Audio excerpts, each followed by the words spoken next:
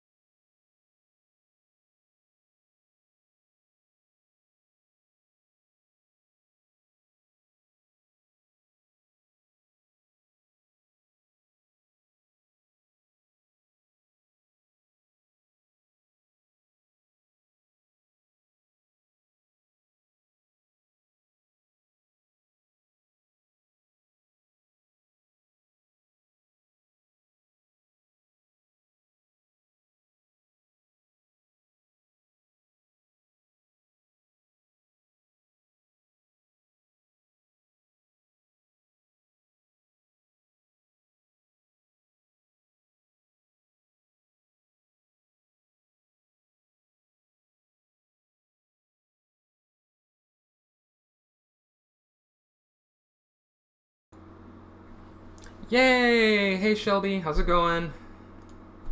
Hey everybody, how are you today? Welcome back to Illustrator Fantasies. I am Celestian. Shelby, thank you for stopping in, being here tonight. Give me a moment as I'm still trying to figure out just a couple of things on my end here. Sticky notes all over the place.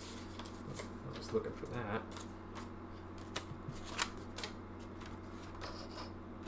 How are you, Shelby?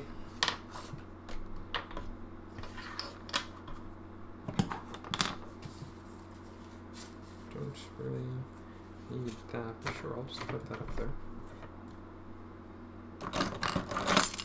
So much stuff all over the place. I'm actually kind of sort of ready right now.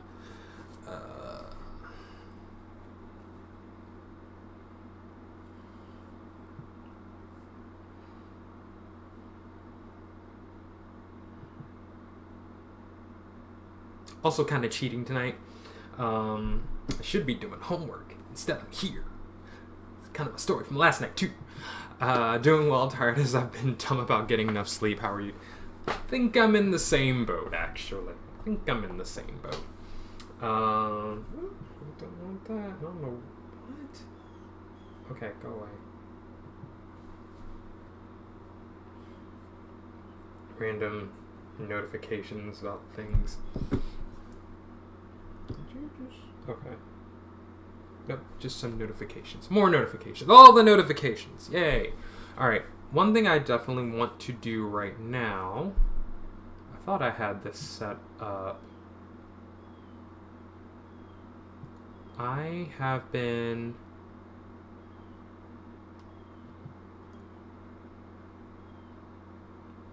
trying to get a captioner going. I really don't know what I should use. So I'm going to figure that out real quick before we get started tonight. I'm going to try and make this happen. Don't want that. Maybe that.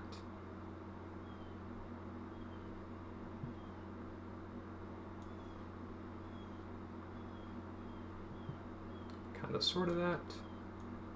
I'm going to move that down there.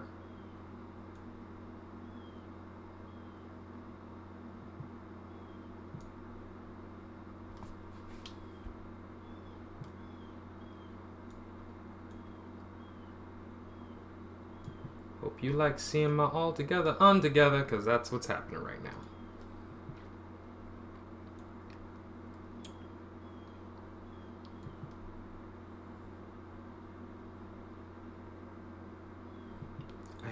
I hate that you can see the actual window right now. Like, I can't really figure out how to get this to look the way I want it to.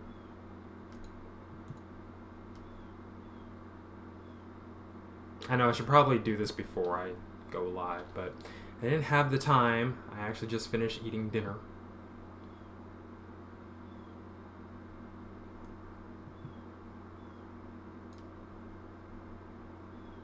I mean, I guess it's doing its thing, so we're just gonna do that. Come back in here. No, it's not what I want.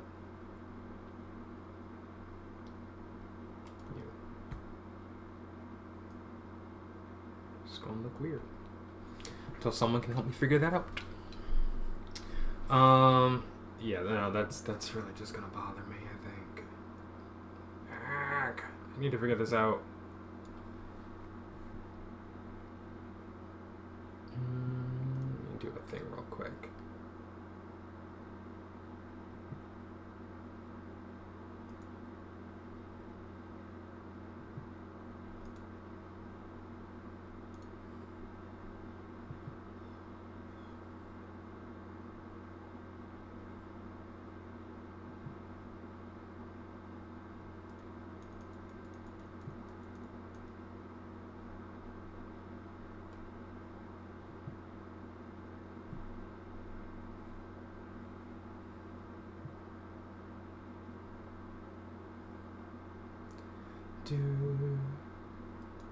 First of all, That is offensive to my sensibilities.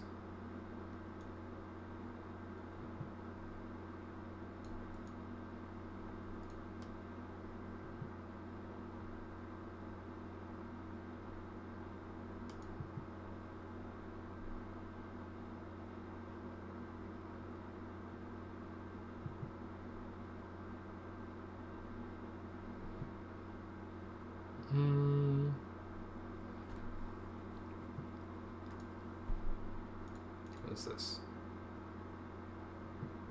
Okay, well, whatever. Nope, I don't like that either. That just looked awful.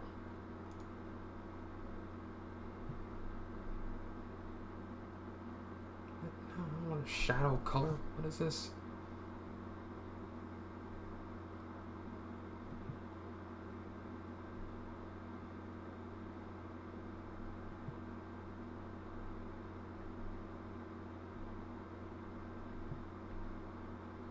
Here we go. That's what I want.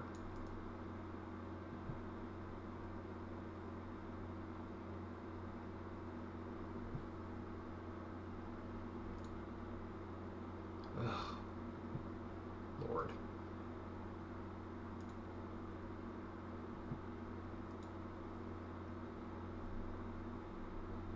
I'm like this close away from giving up on this, but give me a minute. Do that.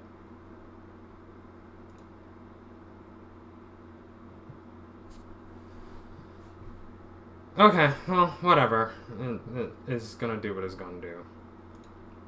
Let's... Alright, doesn't look so bad.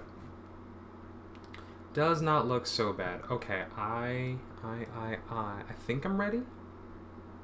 It's always something with me. Did I actually just say Whataburger? No, I don't know what I was trying to say, if that's what that came up as. I can promise you that. I have no idea.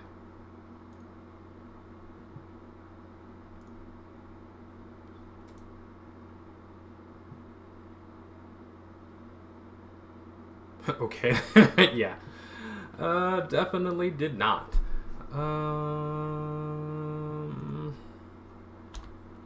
So the thing about the captioner is that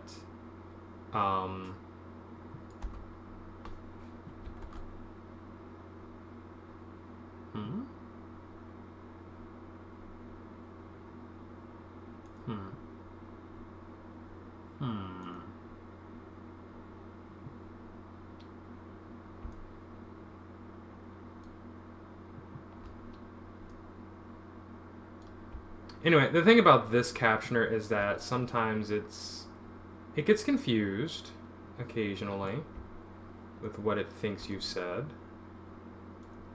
Like, I've seen it in use elsewhere, and I've played around with it just for a little bit sometimes myself. And sometimes, yeah, it does get a little confused. And, I may as well not even have the thing up. Like, what kind of nonsense? I wasn't sure how it could confuse it. I mean, well, think about the way that you would say something and how fast we normally talk in regular dialogue. The captioner is capturing all of that information, and it's doing its best. So, if it sounds like I said, "What a burger," then maybe to the captioner, it sounds like I said, "What a burger," when I probably actually just said, "Whatever."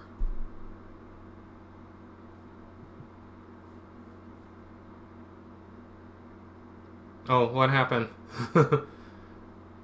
I'm still playing around with this thing, trying to make sure this looks the way I need it to. Go down to this. Line height. Do that. Letter spacing.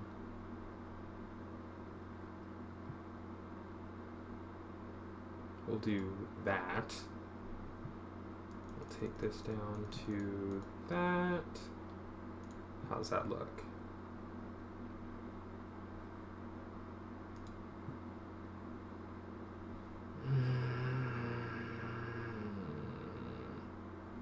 That just looks awful.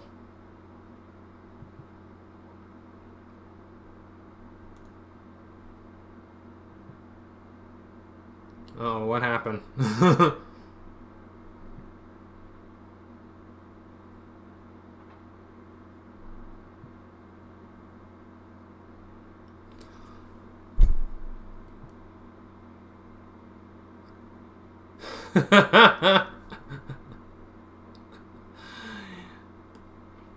Fair enough. Yeah. Fair enough.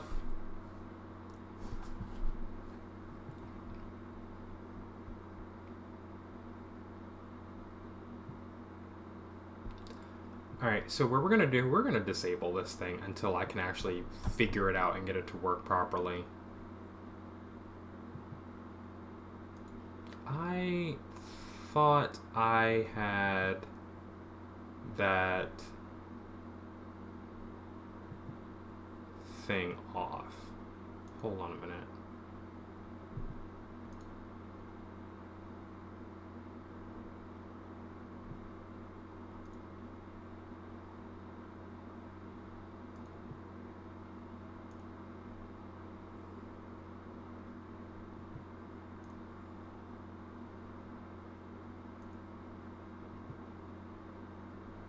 No.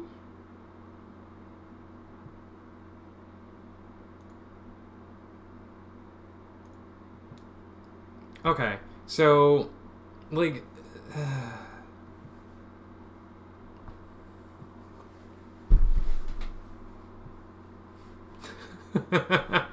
so that's what it thought I said. That's funny.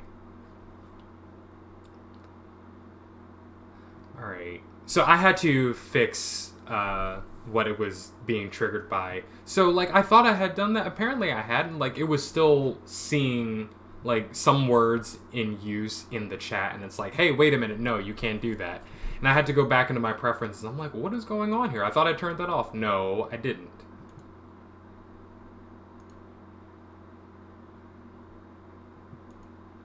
Turn it back on. It does turn it back on. So we're just going to turn that whole thing off.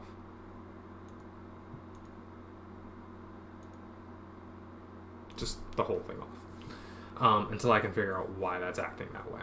I probably just need to restart, but I don't feel like doing that. I feel like moving on. So that is what I'm going to do.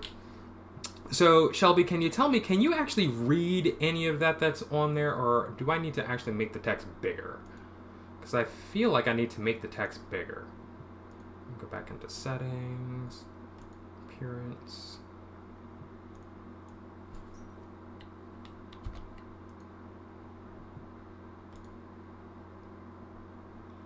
And what does that look like? Okay. Yeah. That looks better. Cannot really read it.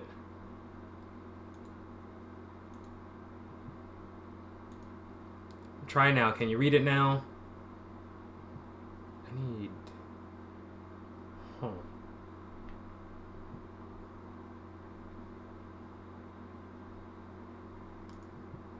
Do that. And then, I don't know, maybe the line height needs to be like that. Does that help? Oh my god. That is too much. That's too much.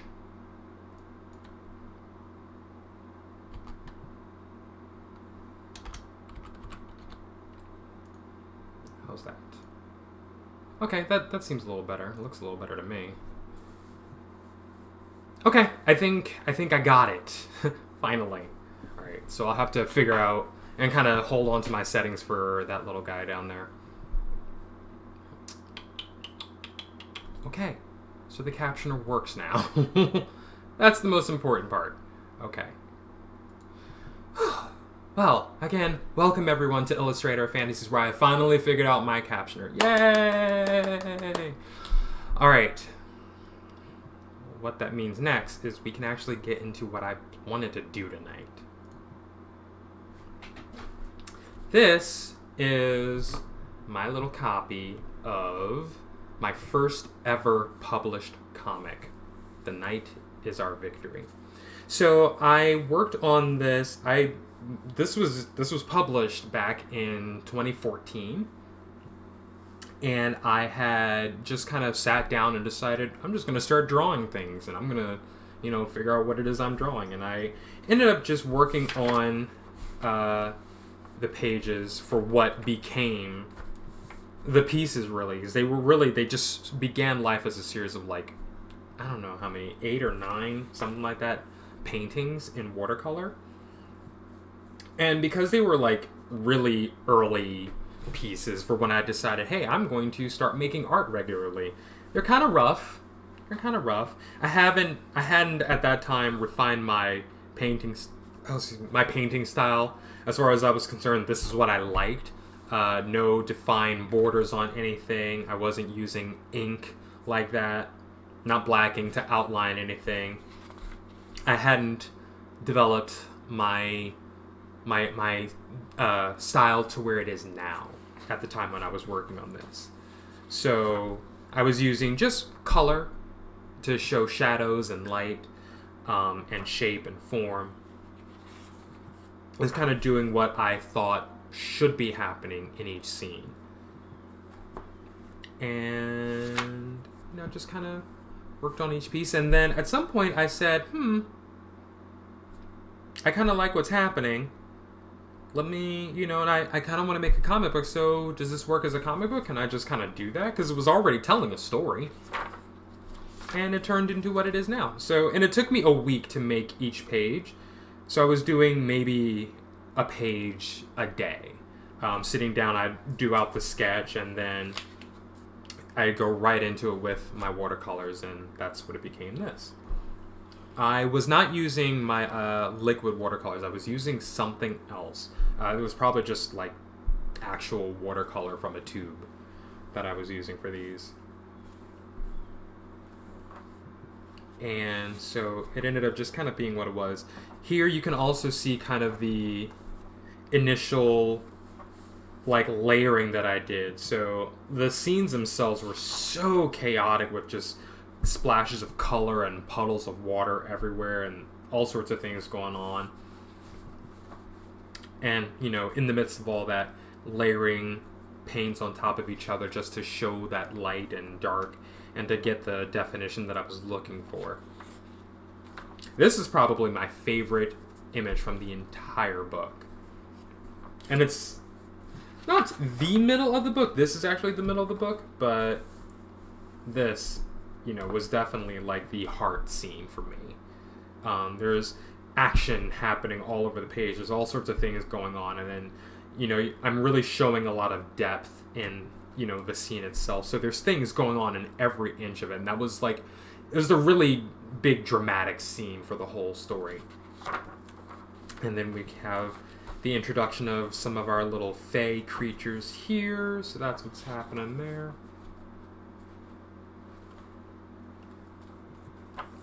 And then the scene, the whole book ends with this scene. And I definitely want to do more with this entire series, because it turned into also the other thing that I wanted to do. I had actually started working on the second act of this series. So it was like 3 acts, basically. So this is the first one, and then the second one was called Knight's Name, and I think I got up to I was working on the 3rd issue, and then I had to switch. I had to like step off and do other things. So that's why it just kind of died and never really went anywhere. And, you know, years after, I've been like, no, I'm going to go back to it. I'm going to finish that series. That starts tonight. So this is also the second cover for this. This is the second printing and the second cover for this book. So with my old logo down there in tiny print. So what I want to do tonight is get to work on the reimagining, the remaking of this book. Of this book in particular. We're going to start with that. Yes, I want to go back and look at and redo, or at least finish, the second act. And the second act may actually also get redone. But I definitely want to do this. So we are going to start with this. I'm going to put this off to the side over there. And grab up a pencil. Actually, no, I kind of want to hold on to this because the main thing that I also wanted to do, I kind of wanted to, you know, I wanted to maintain what was happening with each page while also adding a few things. Like just a couple of new pages here. So I have decided that I'm going to use this entire pad of paper that I've got here to retell this entire story.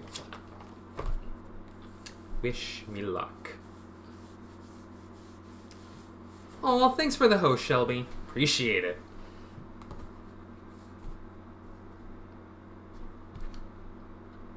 So, what do you think I should do for the first night? I mean, I don't really even know where I want to start. I like to do that when I remember I have that ability. I am so glad you have that ability. But, no, where should I even start? Like, because now that I'm like, oh, I'm going to do this, and now I'm like overwhelmed. I'm like, oh my goodness, how? So, I suppose we could start with, as we do, the cover. I don't really know what this is going to look like. Let me sharpen my pencil.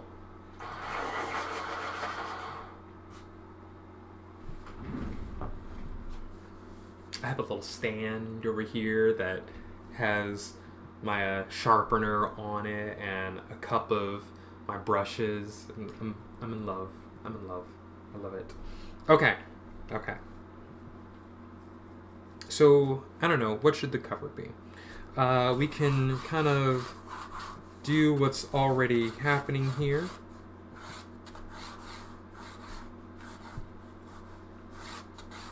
Have a scene full of trees.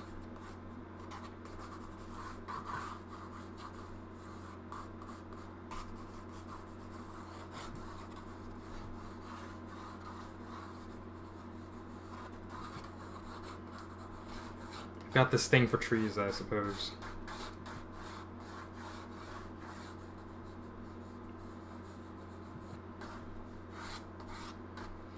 I guess I'm putting a tree right there in the middle, so I set my kid up with a way better desk than I have. I'm jealous of it some days. Percent is great. We do like trees here. I'm a tree-loving person myself.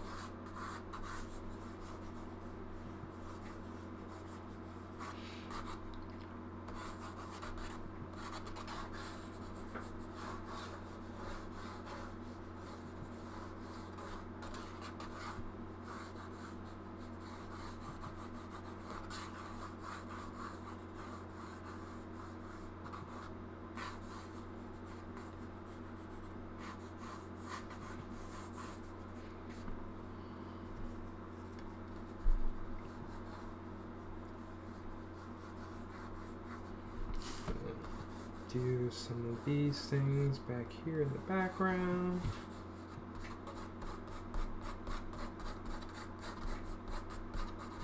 Some texture. With this pencil, we're going to move the mouse over just a little bit as I'm muttering. Trying to make sure everything shows up for the captions. Oh, that we can't even see because, of course, I forgot to move this thing, so we're gonna copy that and bring that over here. There we go.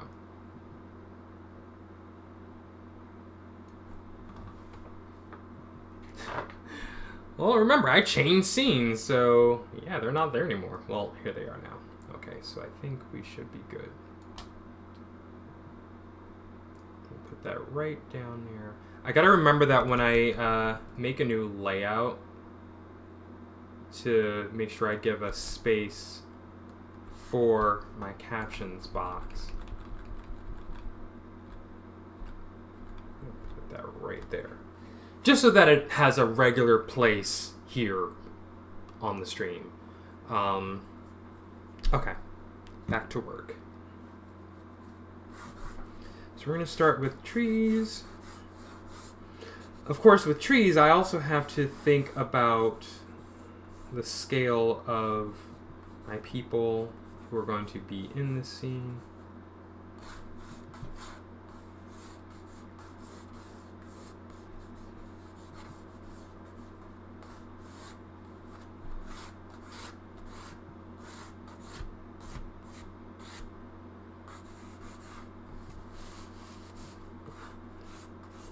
Make sure that you can see what I'm doing here.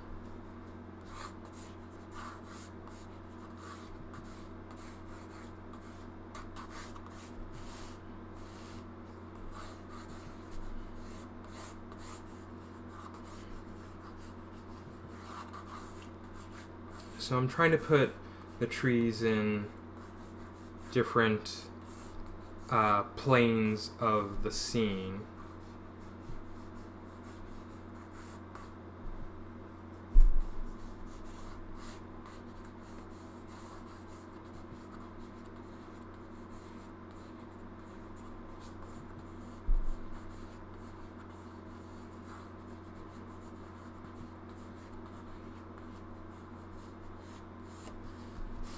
That.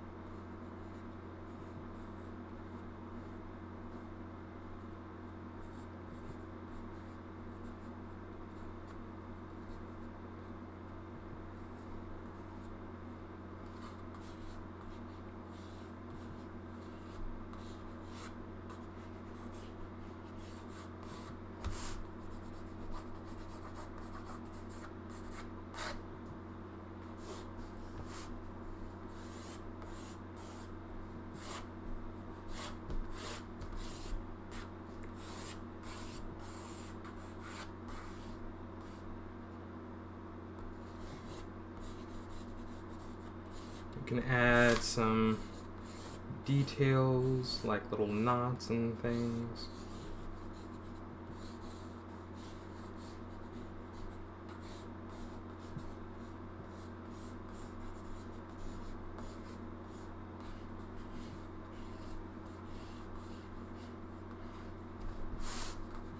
Do that there. Anything to help make the trees look more tree-like.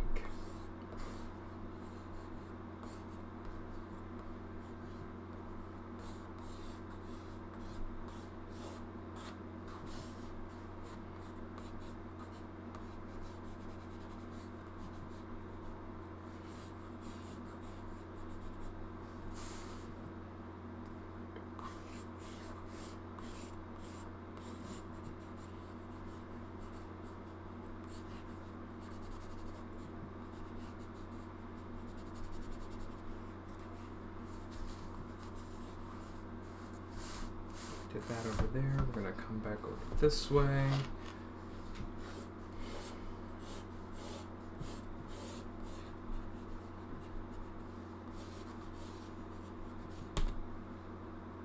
Looks like I have a few people just kind of lurking. Thank you all for coming by and hanging out tonight. I appreciate it. You know you're always welcome here, as long as you are polite and respectful. But no, really, thank you for being here. Past week, it's been kind of challenging. I have been like deeply embedded in homework and nothing but homework. So even on nights when I wanted to get up and stream, I'm like, no, I can't because I have homework to do and it wouldn't be responsible. It's still not responsible that I'm not doing my homework because I have an assignment that is late as of last night and will be late tonight that I still have to do, and I'm not doing it right now. It's almost done, but I decided I wanted to do anything else. Just kind of focus on something else for a little bit. You know, we've all been getting a case of the 2020s, getting hit kind of hard, so, you know, I think I needed a break. at least just for a little bit. So, and I've had so many people telling me I should take a break. I should just kind of relax a little more. And I'm not that kind of person who's built to relax, but I know I need to.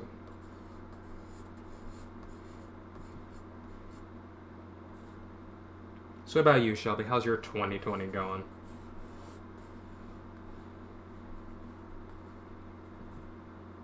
How do we do that? I need examples, people. No, seriously, absolutely. Like, what's relax mean?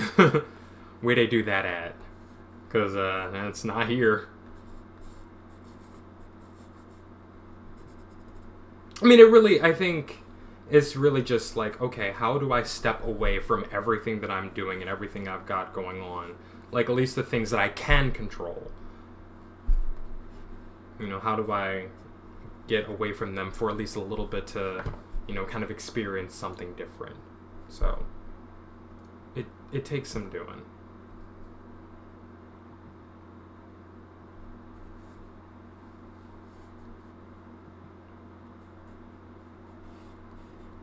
So I'm gonna do something here.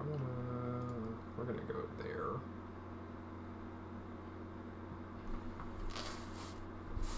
All right, so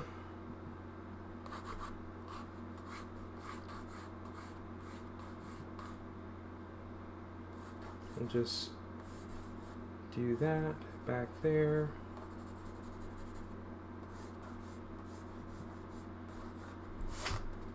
We'll just kind of ghost in some trees, just like that.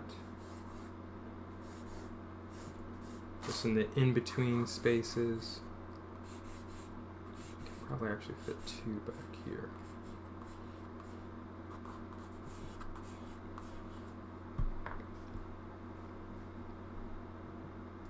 We're good there. 2020 has been a bit of a dumpster fire, but with light candles, so it's like pleasant sometimes when the wind blows the right way. Yeah, I understand that.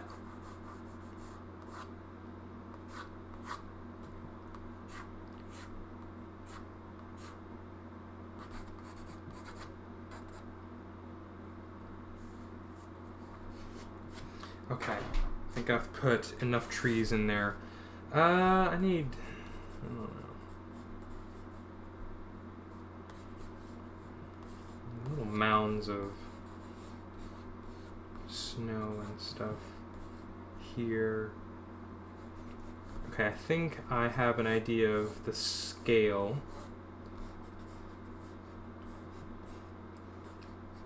So one thing I failed to do in the first iteration of this book was, it's supposed to be happening in the winter. I didn't really display that. Just random night scene.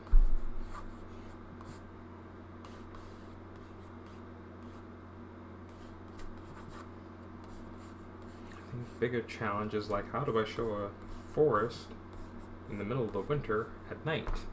That is why we look up reference.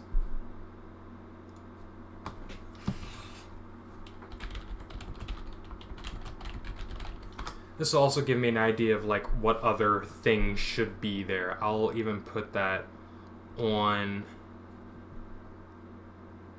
the I'll put that up. Let me get this reference here real quick. Like, I want to be like deep forest. Like, what's here?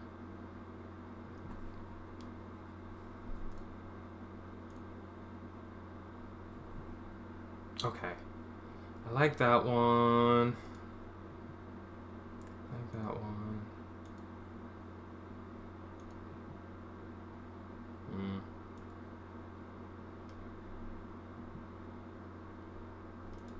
I like this one.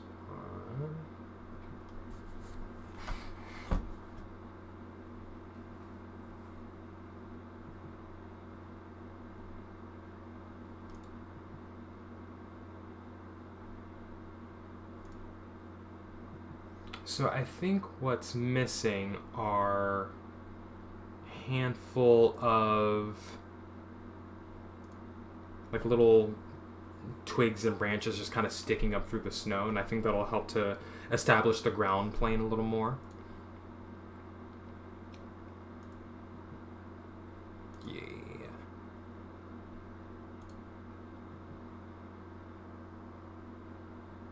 Ooh, there's some winter dwelling grasses that look kind of cool. I'm about to sneeze. I feel it coming. There it is. Excuse me. Okay. Let me see if there's anything else that I can... Oh, excuse me. Anything else that I can throw in here? Let me see. I like you, but there's another sneeze coming.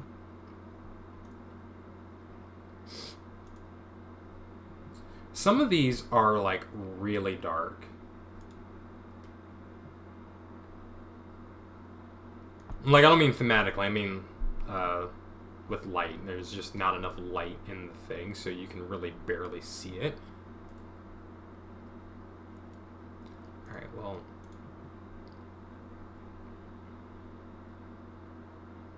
I was gonna put this up. Aha, here we go. Well, I guess we're just gonna use this one. Click save image as. And then we're gonna come back here.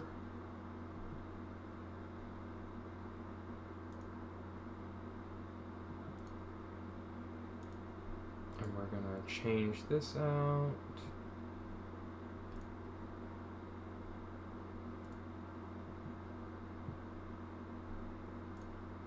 We're gonna put that one up.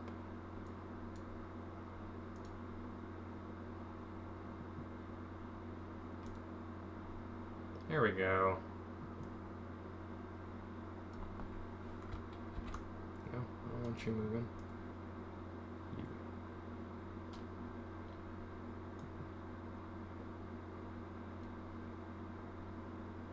Okay. I think you can kind of see that.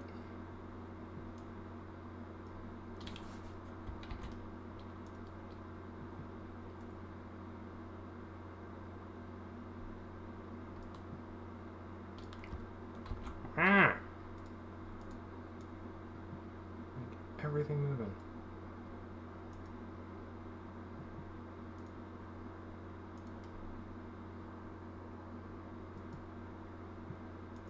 Okay, whatever. You can see it. And that's all that matters. Captioner is doing its own thing too, and that's bugging me.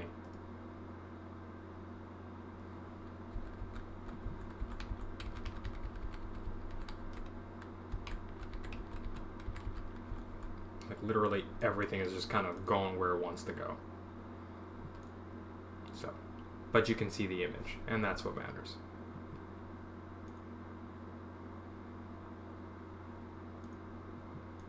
Oh, I think I know what's happening here.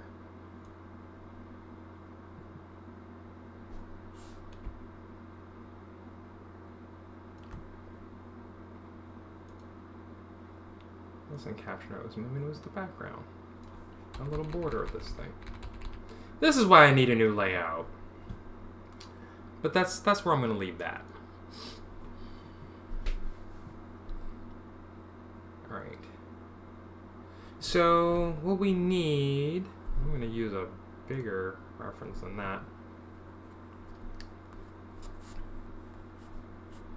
I'm just going to do this.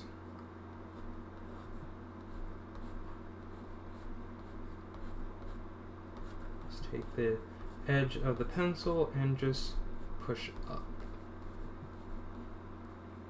Of course, we have to manage scale as we get closer and farther back in the scene.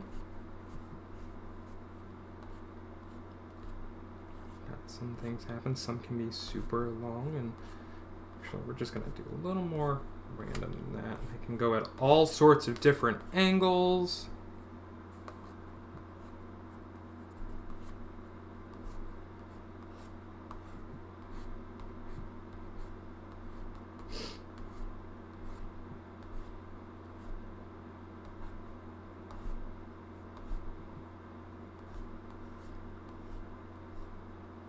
And we can bunch them up with others.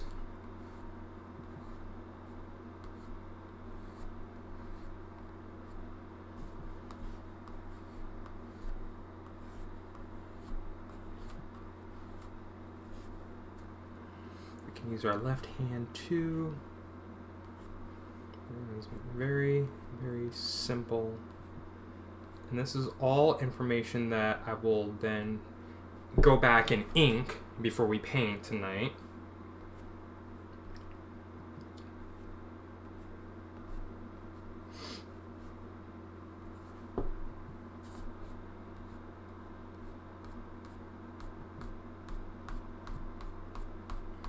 We can kind of just have fun with it.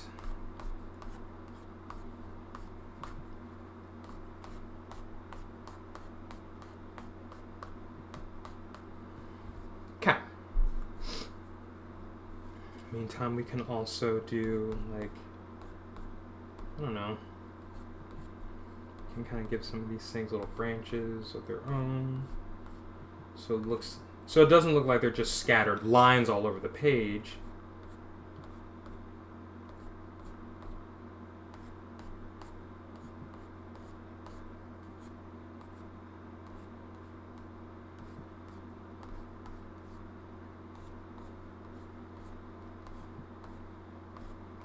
Trying to make this look like an actual winter scene.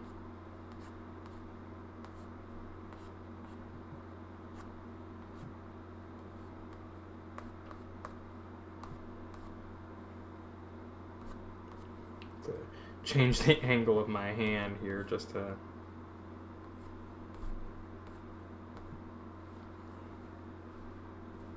get these details in. And this is just the penciling phase, so I'm making it very, very complex right now.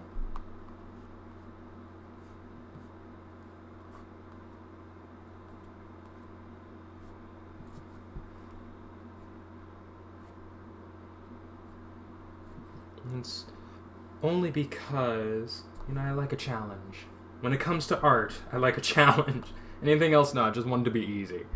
No, I like challenging myself when it comes to my art. So we can have, maybe this tree has some little branchy buddies sticking out of the snow. They all have their own branches there. Ooh, that one had a nice little cross section going. Do that. Something like that. And of course when I go to clean it up, it'll look pretty different. I kind of like this image so much, but you know what I want. Aha! So here's another one that I like, and I think I want to use this one too. So we're gonna save this one, and I'll bring that into my little collection of reference here. What's up? Let me catch up. Bob Ross makes snow look easy, but I don't get how to do it. Speaking of challenges, do you ever try sketching the bearded? Oh, did you not see it? Oh no, I did that. You need to. I'll link it to you. I totally did that. I think it was probably. I thought you were here for that. You may not have been, but yeah, that happened. That totally happened. I will send you the link to the Instagram because it is definitely up there, because I don't remember exactly what session I did it in, but it definitely happened. Matter of fact, do I still have it? Floating around somewhere.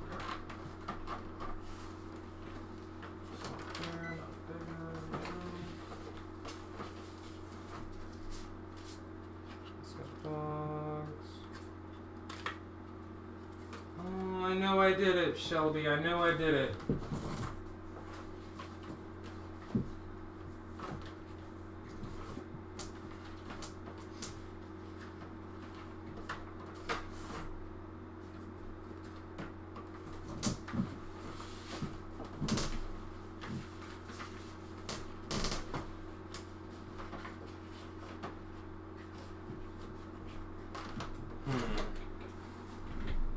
How was it? Wasn't too bad. Like, I think the most challenging part were just, like, the shapes and the scales. Give me a minute. Let me see if I can find it.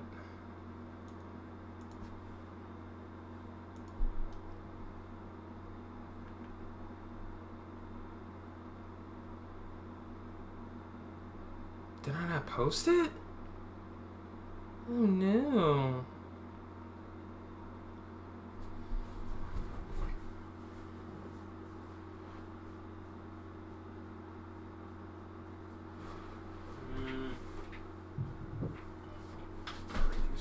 Yes, you are still in here. Bearded dragon. Told you I did it. There they are.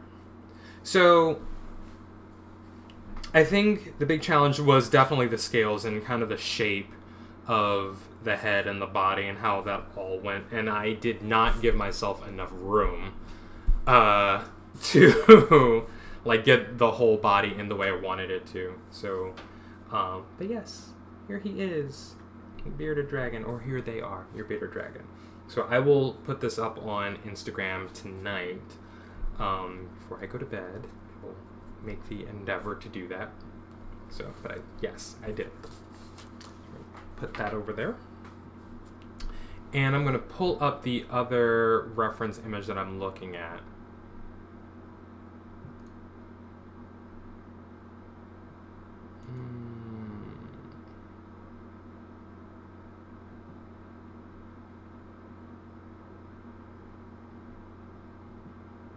Oh, you're welcome, Shelb. You're welcome. I'm going to close that because I think I know what that was supposed to be. This is my reference bit right here. Come here. Which one am I using? This one.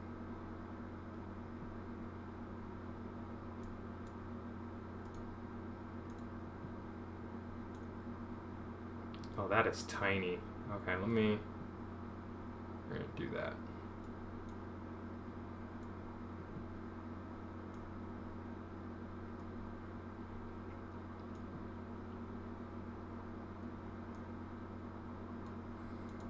So, hopefully you can see that.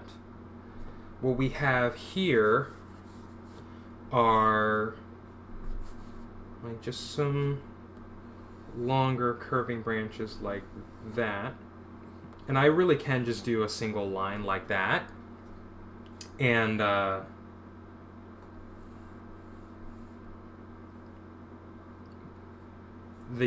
depending on the brush that I use, I can do that.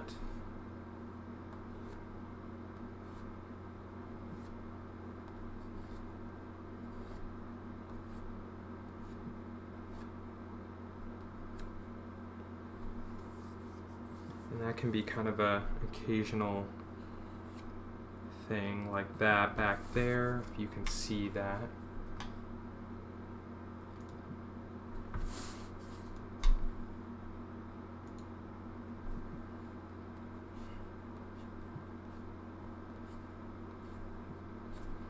Put that there.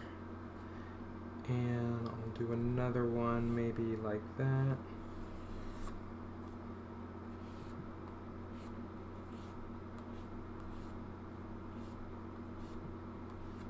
Oops, it's going the wrong way. So we have that one there. We have 1, 2, and 3, just like that. And the idea really is to fill the scene with the background first. And I tell you why I do this is because once upon a time, I did not like doing backgrounds. They were too complex for me, or like just kind of an oversight. Like, I just never considered doing a background. When I finally sat down to do backgrounds, you know, I would draw my first figures in. I'm like, okay, and I'm going to draw the background. I'm trying to draw around everybody and put the background over them. And I said, no, this is wrong. So what I'm going to do now is we're going to draw the background first, then put the characters into the background. And that's helped so much more. that back there. And that has always been kind of like, ever since that was like how I did it.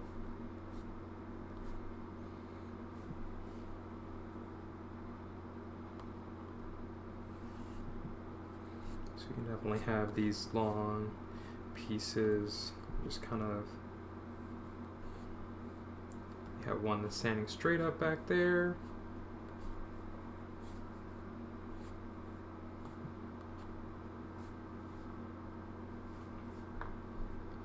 You have a more natural evolution of how the characters are acting in the scene. Absolutely, that's exactly right.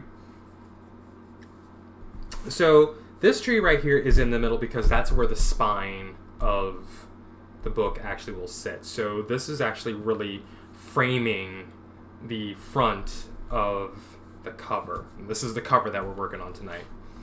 So the front cover is this portion right here. The back cover is this portion here. Hey, Wingnut, thank you for following. Welcome to Illustrator of Fantasies. Hope you enjoy your stay, and I hope you hang out for a little bit. We're going to be inking this image here.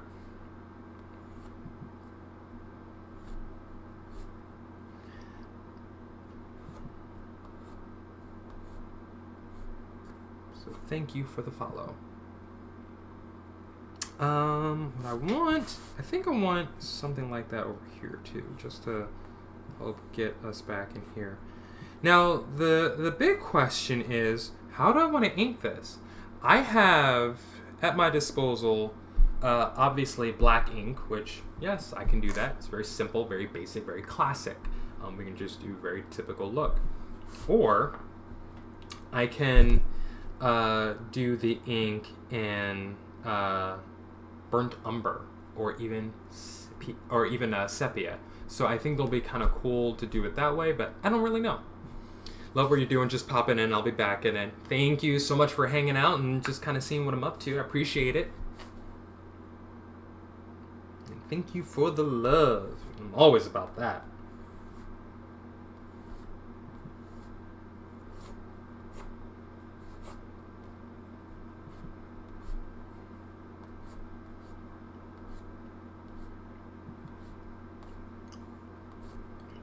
This little guy down in there. I don't know. I may just go with classic. Just kind of keep it classic and just have fun with it that way.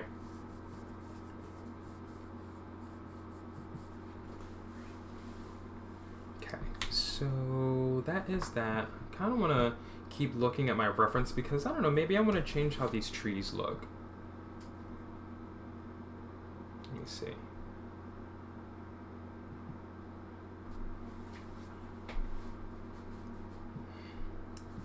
So what'll end up happening is, I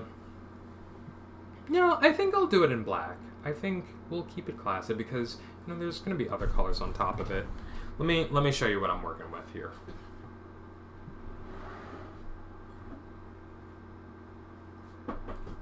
Sepia, or sepia, however it's pronounced.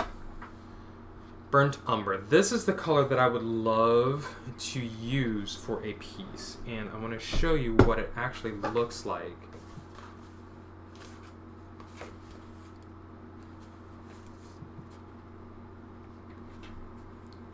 To remove the bearded dragon from the book, we're going to test out this color here.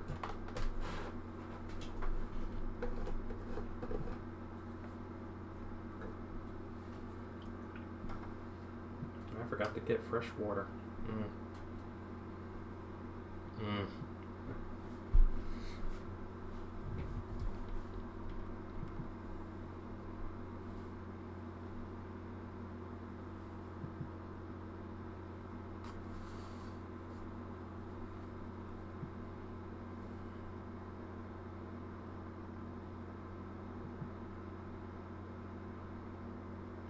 My concern is, obviously, is that brown rich enough to get the little, to actually be in show up against the colors that I'm going to put into this.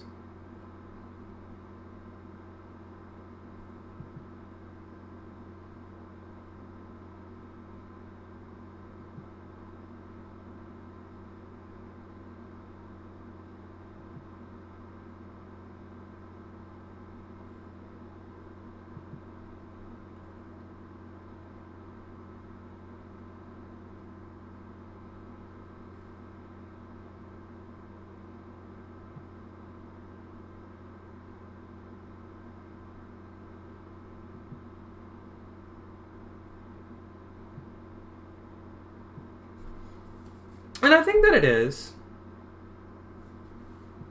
I think that it would be. So, yeah, I can use the burnt umber for this cover.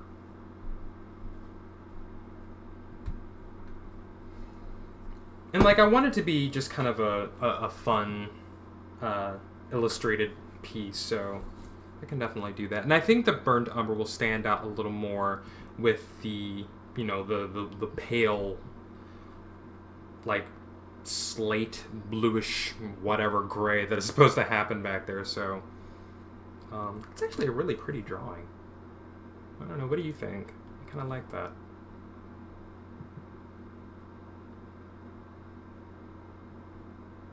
Yeah, I like that. I may use that for something. We're gonna put that off to the side though. But yeah, I think I can definitely get with the idea of using my burnt umber for this. I think that'll be kind of cool. Since the trees and everything will be brown anyway, I think that'll definitely be necessary. And they'll stand out exactly the way they need to. Alright, let me see what else we've got going on here. So, in this forest scene, what we really need is going to be the snow just kind of covering up all these little areas of the trees themselves, like in their roots. So do something like that. Go in and clean this up a bit. I need you. So we're not really going to see a whole lot of roots.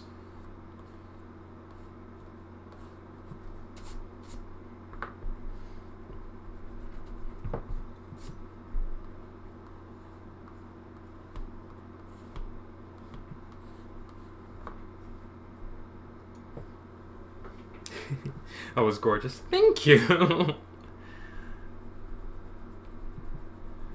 I cover up this tree too.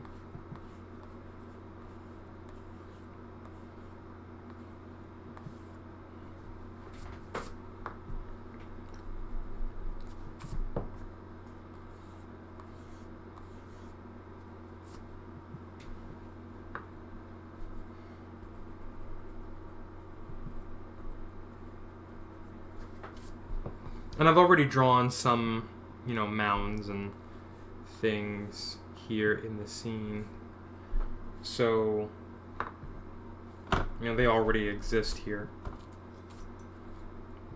Pare that down just a little bit. We can do something like that.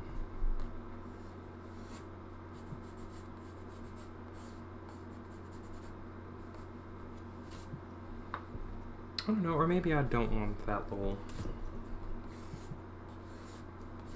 bowl out like that. That knot.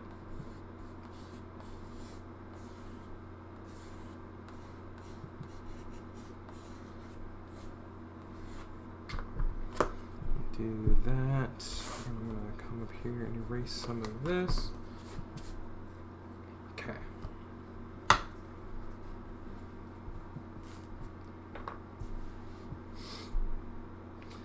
Alright, so I have, apparently it's break time, so we're gonna step away real quick.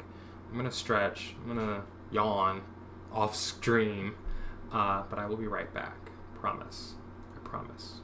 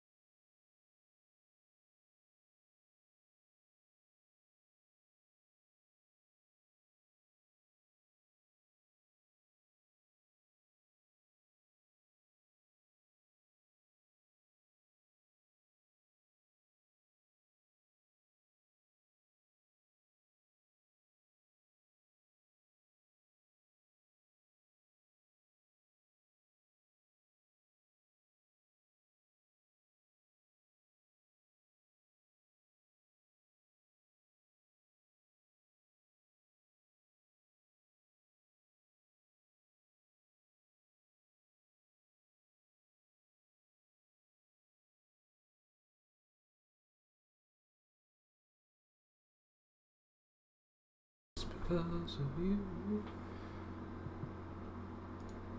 Okay, and I'm back. Alright, so we're gonna go just kind of doing some more details in here. Let me see if there's anything else that I can add to this. Can you hear me? Okay, you can. Good.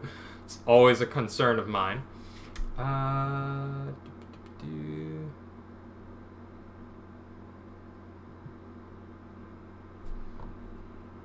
So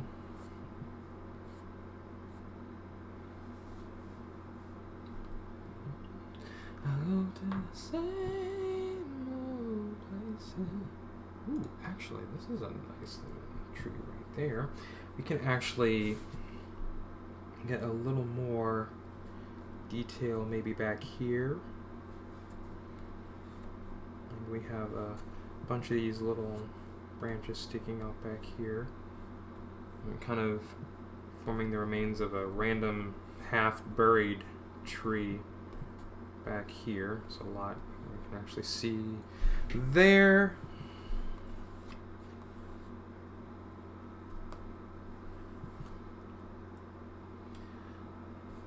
Don't play that song for me, 'cause it brings back memories of days that I was new, of days that I spent with you. Don't let them play.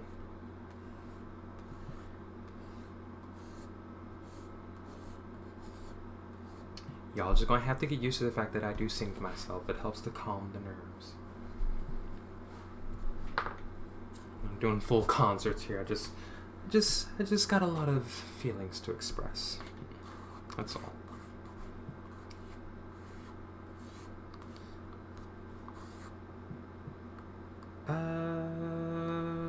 We'll do that back here too, so we can actually do this.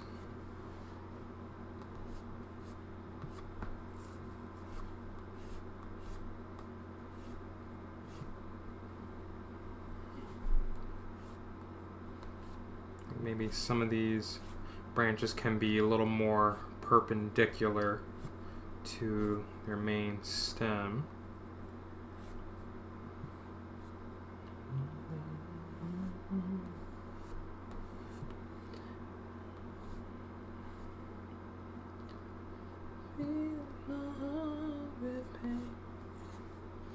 Please stop it right away. Just what he said. Okay. Ooh, I like this one. I'm just kind of like looking at different winter scene forests and just kind of throwing in a bunch of stuff. The scene is getting quite busy and I haven't even added the figures yet.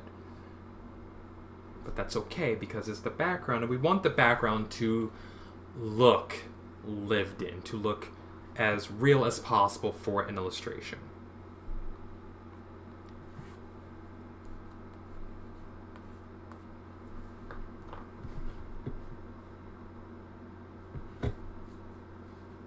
Give me just a minute.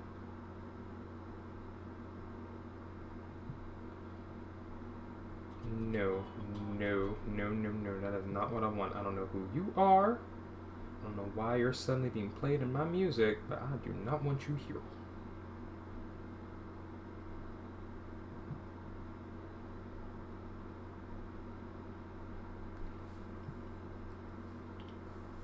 I think I was on my way home tonight, and I was listening to Janelle Monáe, and then the track stopped, and there was silence for a while, and I'm sitting at the red light, and then some new person, like, some random new song just started playing, and I'm like, what is this? I don't listen to you. Who are you? How are you in my playlist right now?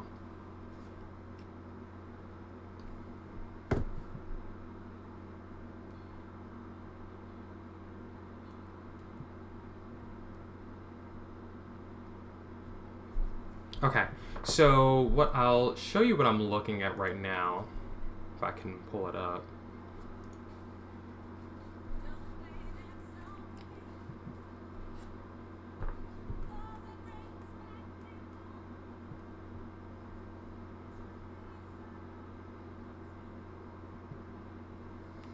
Well, I want to do more with these trees back here.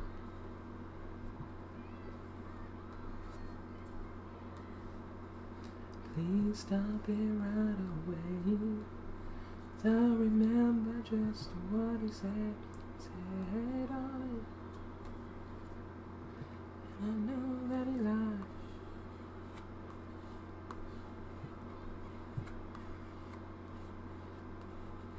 I know that you lied.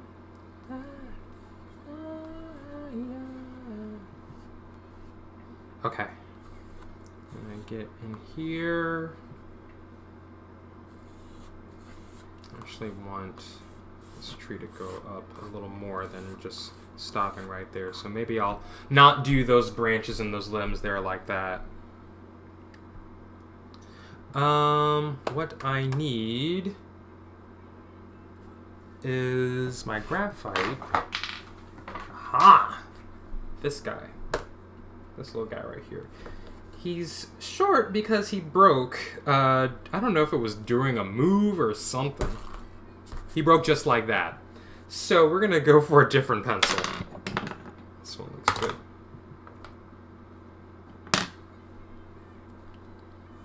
All I really need to do, I need to really exert so much pressure because it's a soft lead. This is a 6B. And all I really need to do is just kind of go over my pencil lines a little bit.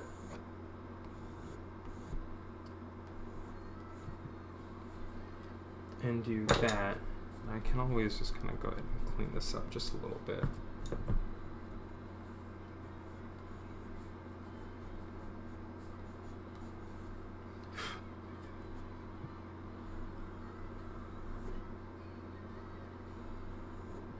And everything can just exist as lines for right now.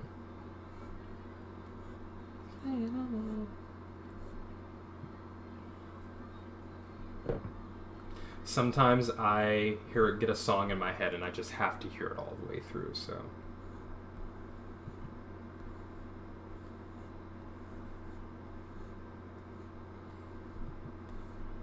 Get all the way up there.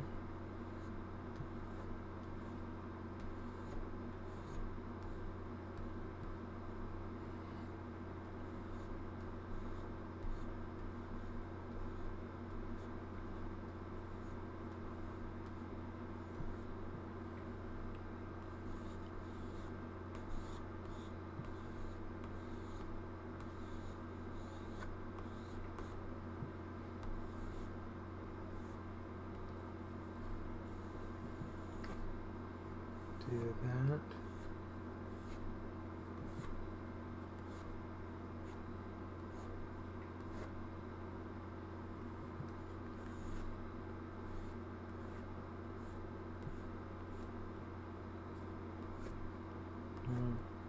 Go back to these little strokes here. What I need to do is get my hands on a better camera clamp so you can actually see the full drawing instead of just the pieces that I have to move the drawing for you. Do that and that.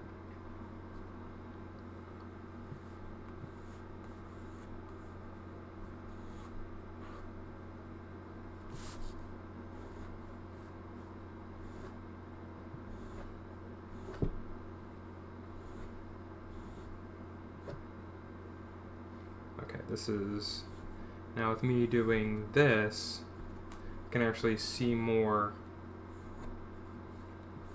of the image properly. So some of the details are actually starting to come out a little more. That's right, we got this guy going on back here. So the pencils, of course, are going to be guiding my hand as I go back to ink everything. So in the background, we just need little details like this.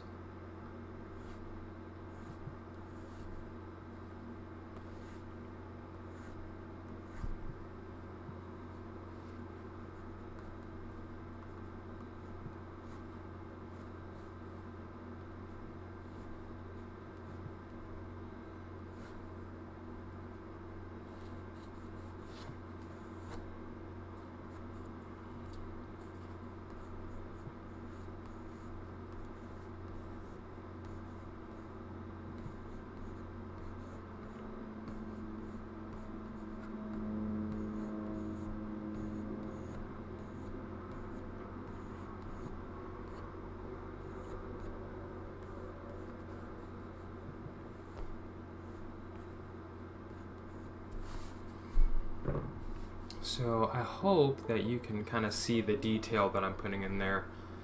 Lurking and listening while you do some homework. Hey, look, I gotta do some homework later too, so we'll both be homework people tonight, at least in a little bit. Oh, goodness. Guys, give me just a moment. I am getting a call, and I think I need to take it, so give me a moment.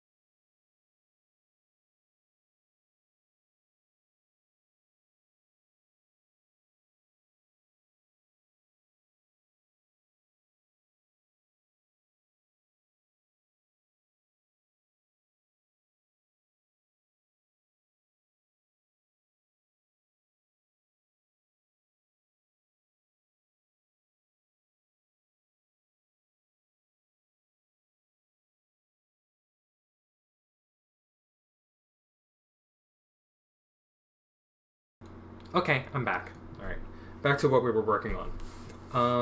So it looks good. Yeah, I definitely need to get a better camera clamp. So, like I said, you can see the whole thing of what I'm seeing right now. Let's go back to our references here.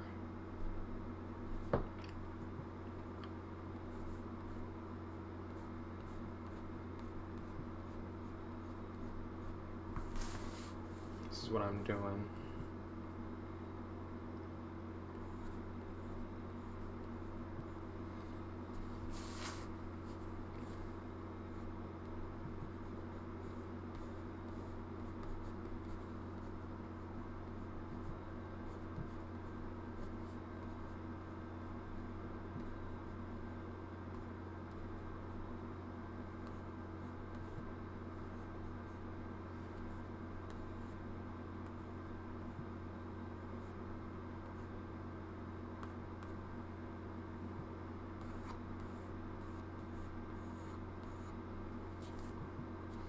Okay. So that's the background. I still have to put people in here. So let's figure out how we can actually do that. As I said earlier, I think I had gotten an idea for the scale of everybody. So I think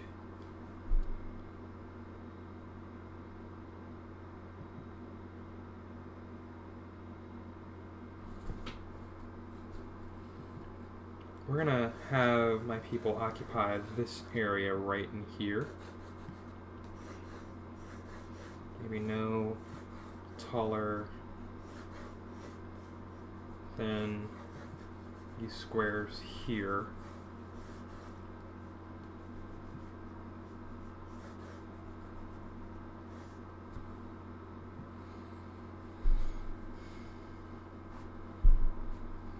And I think it'll be kind of reminiscent of what's happening here for the original cover. Original. This is not the first cover for this book. But it's the cover we're going with. Well, that we went with for that.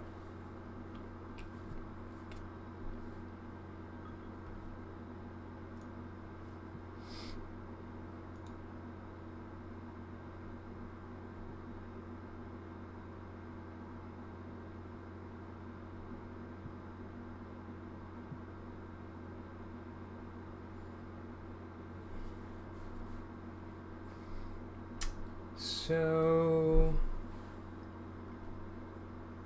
what I need to do now is actually go ahead and clean up these little boxes here just to make them ready to receive people in the scene.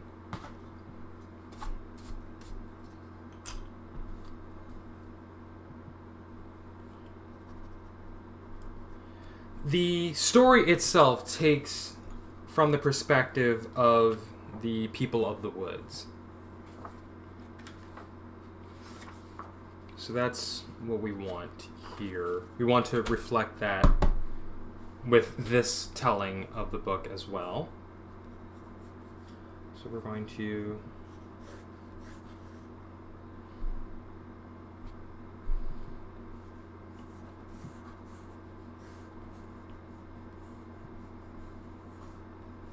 do something like that.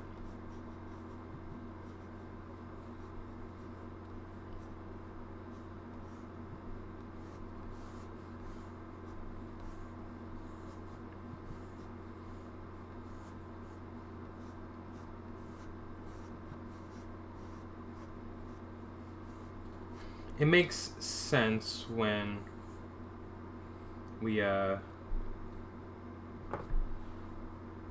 this actually doesn't make any sense. It'll make more sense when we do the follow-up, which is Knight's name. So that's second act.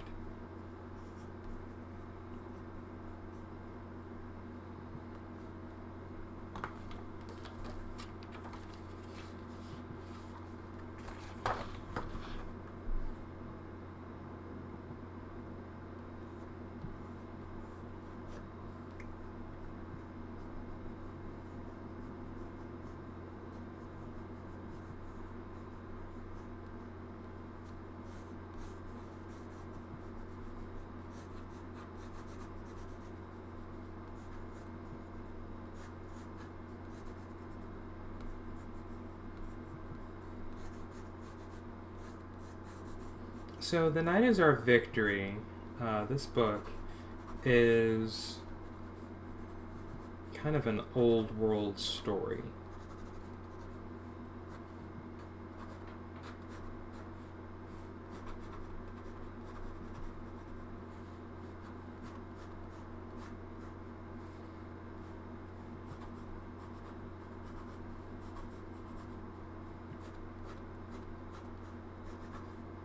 And by that I mean, like, where the first comic that where the new comic that I'm working on is telling the story of the modern world, this is the old world. So this is like an ancient story, like a myth almost of this people who lived in the woods, lived in the forest,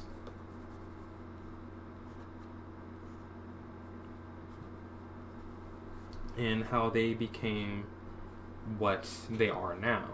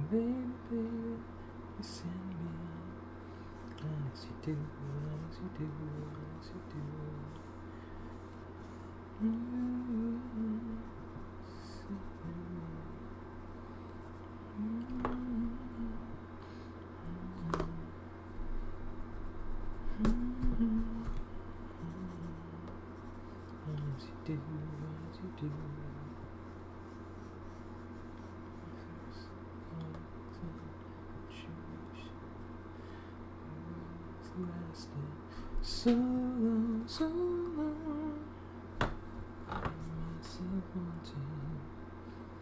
Okay, so what we're gonna do, just gonna do something like this, just to get their shapes in here.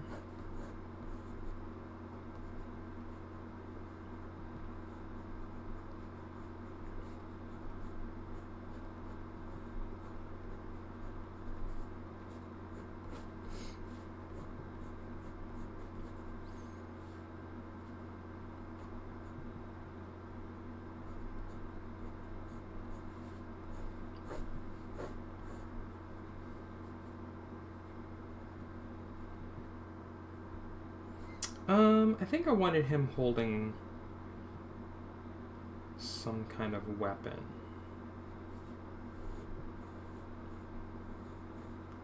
I think it'll be a bow. Because of course we want to be a fantasy story, so, you know, have all of our people with these fantasy weapons. It's a bow, it's fine. But something that, you know, really telegraphs, like, the story itself.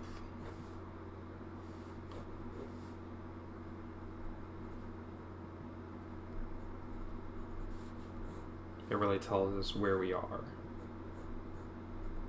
So anyway, it's an old world story that tells of how this group of people came to be, like how their worldview was shaped, you know, what, it's an event, it's a moment in time that, you know, is really about the relations between different cultures and different people and how they react and respond to each other upon, like, an initial contact and communication. Like that first contact moment when, you know, one group of people meets another group of people and how they respond to each other based on what they see the other doing. Just putting some lotion on my hands. So that's what this story is about. And that first contact, and, you know, how, again, it really dictated how they receive each other and how they perceive each other. But we're not just looking at that, but we're also looking at how those peoples grew, you know, in comparison to, you know, where we'll see them in the modern world. This is where we see them in the ancient world.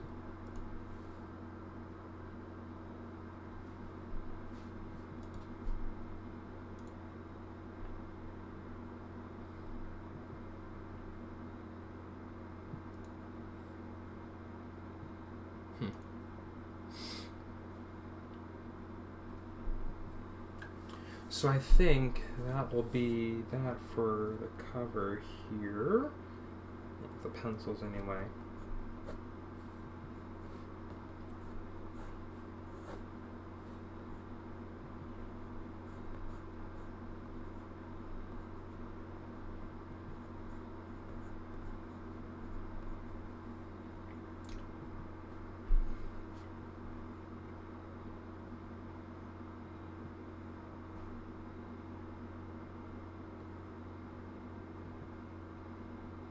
And I think what I want also... You see this guy here? I think I want him in the back cover. Because I want him here in this book again. Little Fey Twigling. So we'll definitely put him back here. That'll be fun.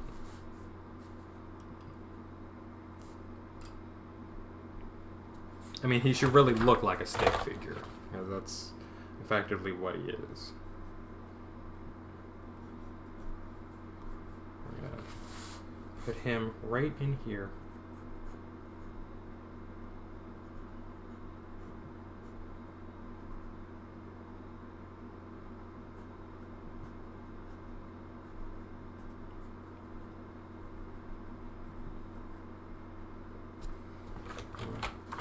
Do that so you can at least see what I'm working with. So we're going to translate him into that. So looks like a little bit of a skeletal dude.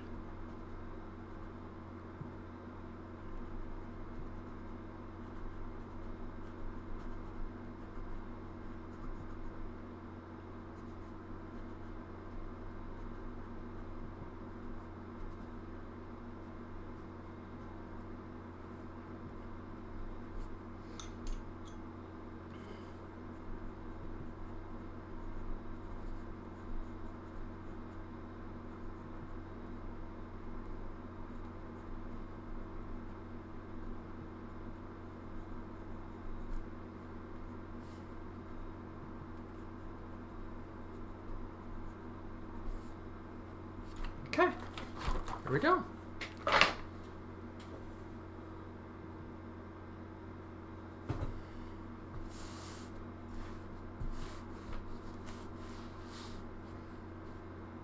I think we are ready to ink.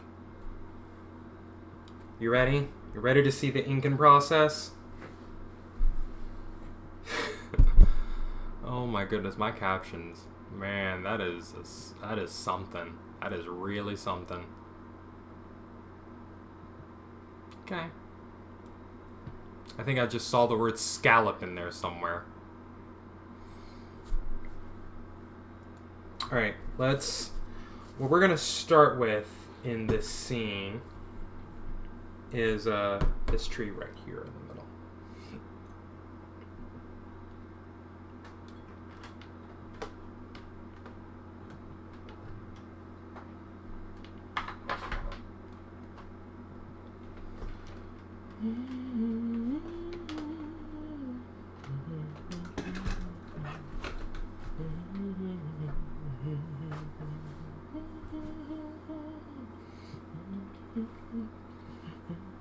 Actually, before I do that, I think I want to make a copy of this.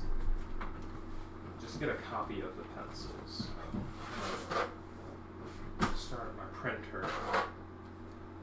Copier here.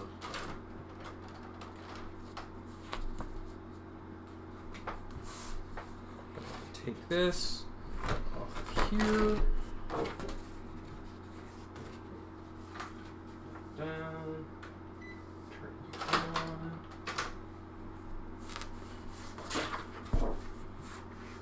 Put you up there.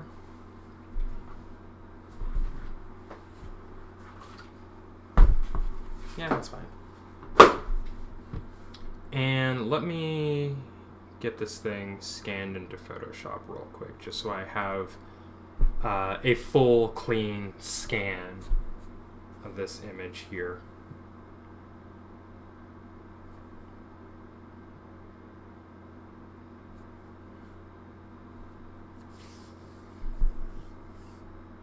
So what I'm looking to do, I'll show you an example. If I can find it. Ah, there it is.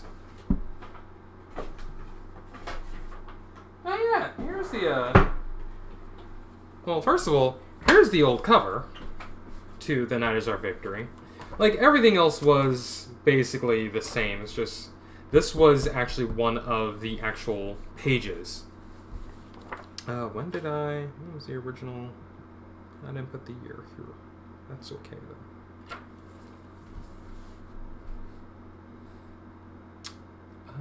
File, import.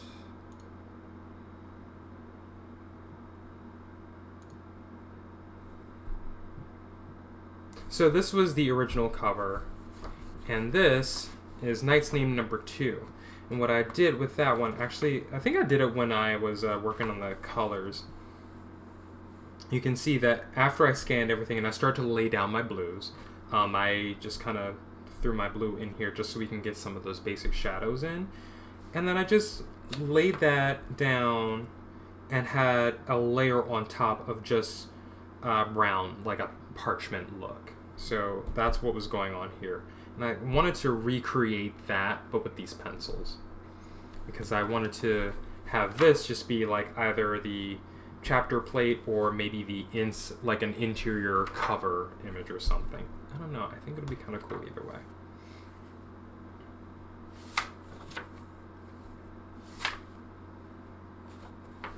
These are... This is where we're going with the characters here. I'm trying to come up with something fun and interesting. An interesting look for them. So we're going back to this look. I like this one. And you can also see I've at some point I was pretty decent with the hatching. And then I just stopped being decent at it. So I don't know. Nope, that's not what I want. I want to go here.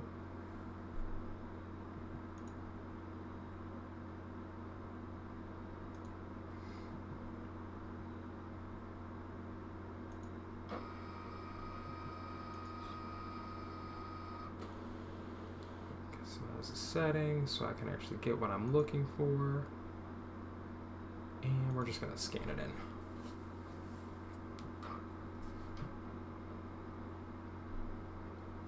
So I want this like layered robe look. I mean, they're in the middle of winter. We have these very tropical fronds happening here in the middle of winter. So, you know. There's a few things actually that I did like about this image here in this cover. So especially when it came down to the detail that I put here. Like, if I had just done this for this book, this would have been fine too. You know, just the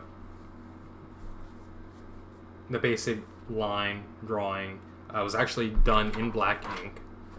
But because I had the overlay of a brown layer on top, it came out looking kind of brown. So that's kind of the inspiration for actually using my burnt umber here. And then we have my blues going in. So I kind of wanted to play around with that look again. Give me just a minute while I sit here and do some crop work off screen.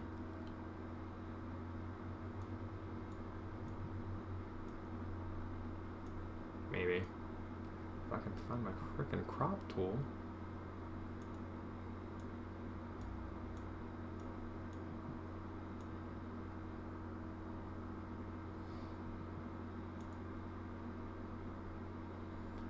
Can't find my... There it is. It just kind of appeared. Okay, so we're gonna...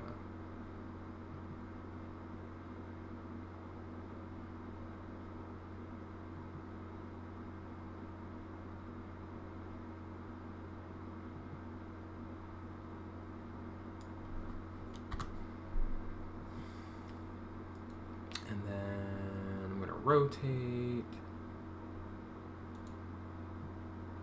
Okay. And then we're gonna save as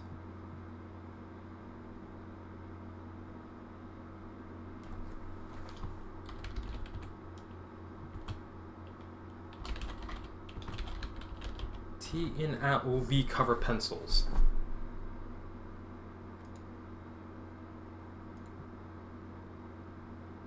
Not JPG, because I don't really... Well, no, I don't want to do that. I'm gonna do this right.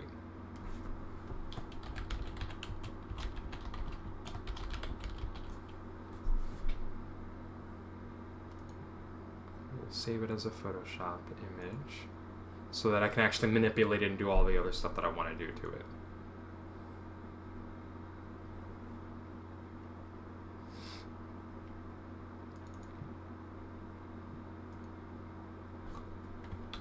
Save it again. Alright, I promise I'm coming out of Photoshop. Give me a moment. Alright, we can close that up now. Sophia Comic Art, thank you for following. Welcome to Illustrator of Fantasies. I hope you enjoy your stay and hanging out with me as we go through this revamp of this comic that I did. Alright, I am ready. Let's set ink in here.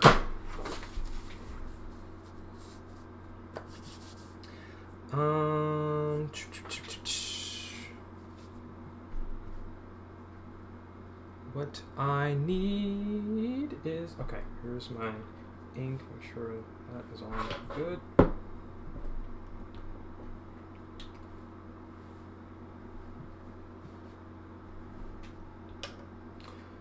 Do I want to use the more bold brush, a thicker brush, or do I want to use this one?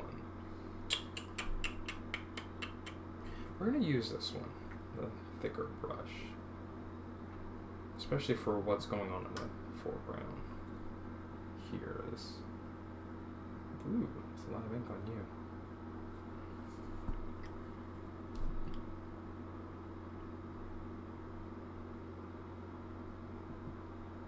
I'm just gonna go for it.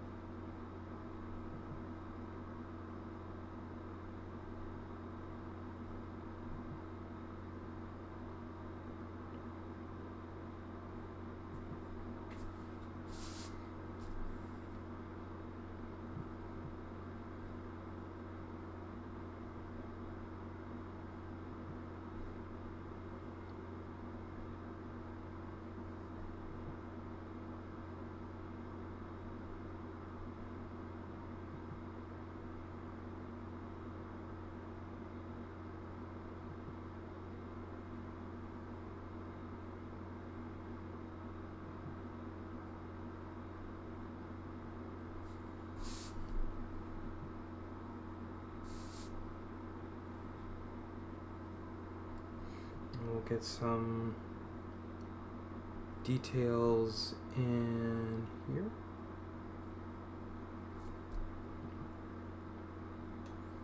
I have to remember that I don't have to dip my brush, excuse me. I'm using a brush so far into the ink because a brand new bottle that has never been used.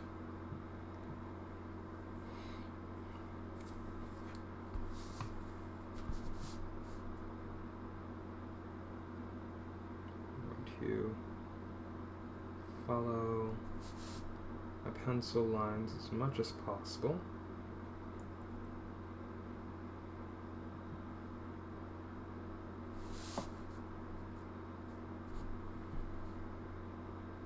So help steady my hand. I'm just gonna do some varied weight lines.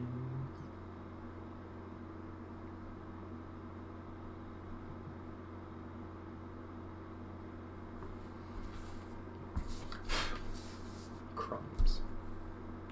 Because like any person who, like any other artist, I eat at my desk. I mean, really like any other student.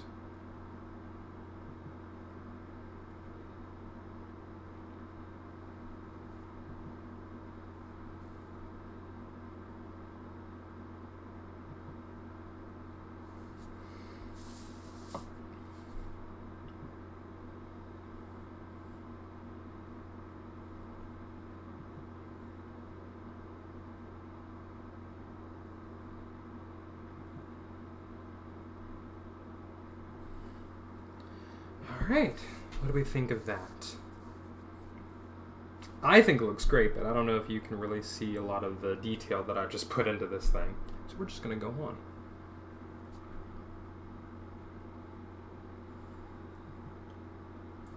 So I'm learning and I'm seeing that this brown is not really as dense as my black ink, which is a good thing. It's a very good thing.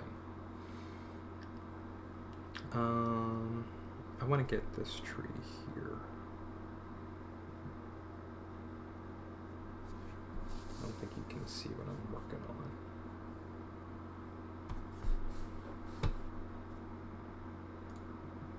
Okay.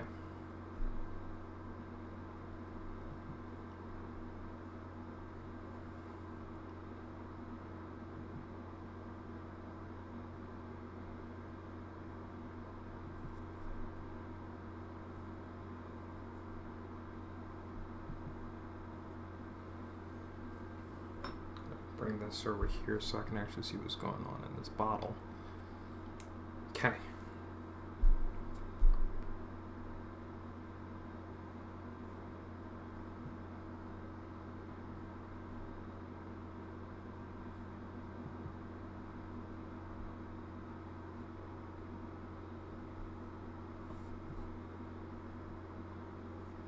Do more texture lines here. Can gesture in some of the knotting.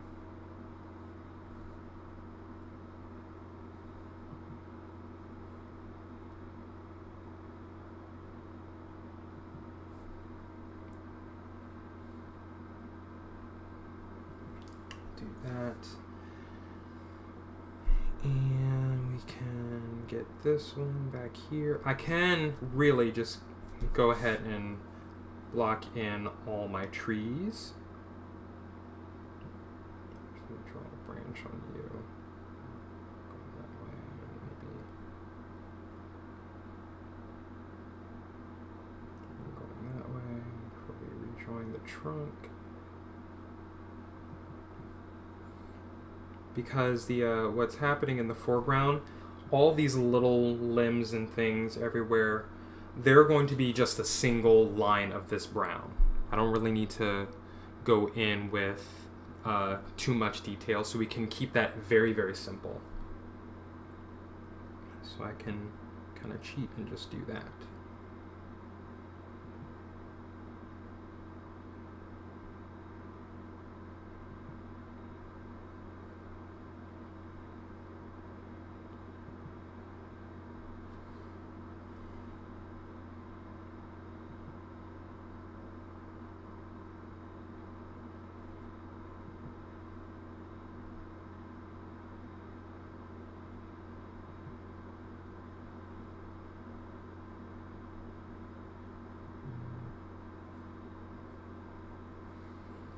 We'll do that. We'll get all of the main trees. Some of the details will, of course, fall off. But, you know, we can still bring out a few of them.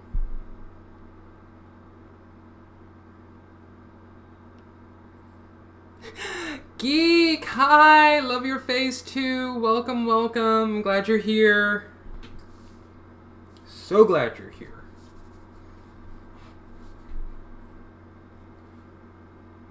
Doing networking Discord calls. Okay, you know I'm here, so enjoy it. Loving the progress of things. Thank you.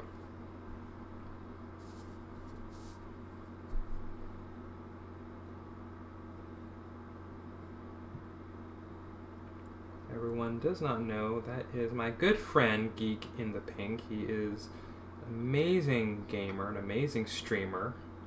I leave the games up to everybody else in the Waffle Squad. I am just here to paint things, so.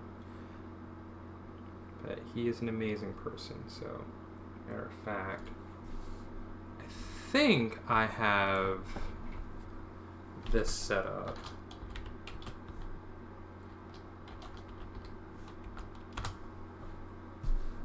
I should. Yes, you do. Perfect.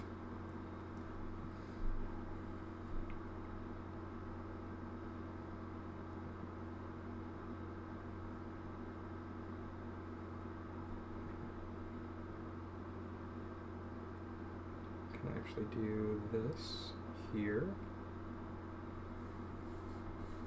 If you can see that. Ooh, I gotta be careful. I don't want to have an ink disaster all over my desk.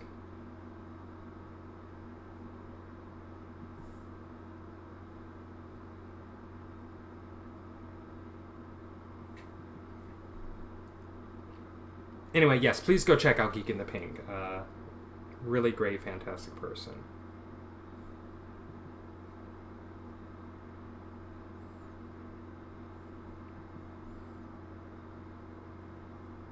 Yours truly would not be as bold as I am right now. We're not for geek support, so...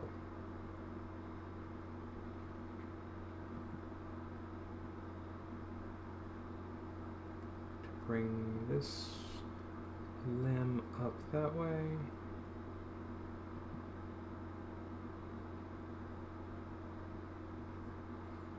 And this is what I mean about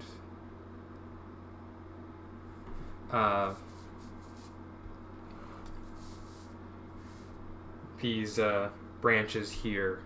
You're both lovely people, and I'm happy to have encountered you. Here, Shelby. I mean, that is absolutely true. We are both lovely people.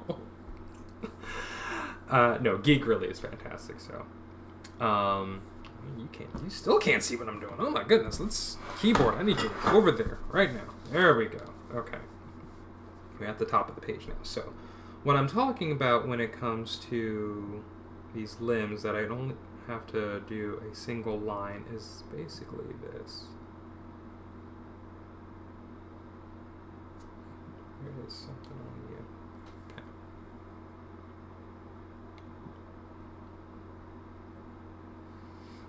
These trees look fantastic. Thank you, Shelby. It's actually coming out really, really great. Much better than I was expecting. But I can do all of this.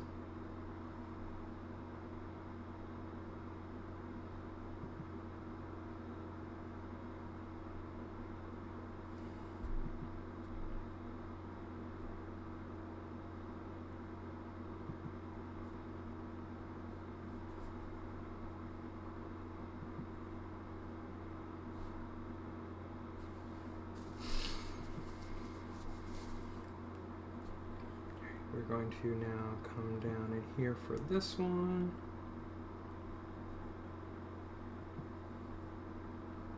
So I don't have to do much in the realm of details. We can get that side over there.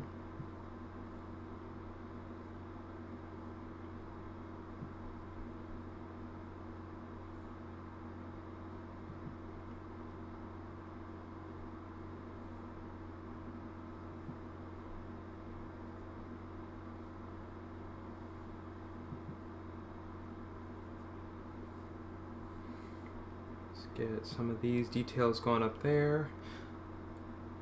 That color makes them pop so well. Yeah, and I'm trying to keep what's going to happen to the overall color of this piece is going to be, you know, just like I said, I'm going to keep to like a cool blue tinted gray.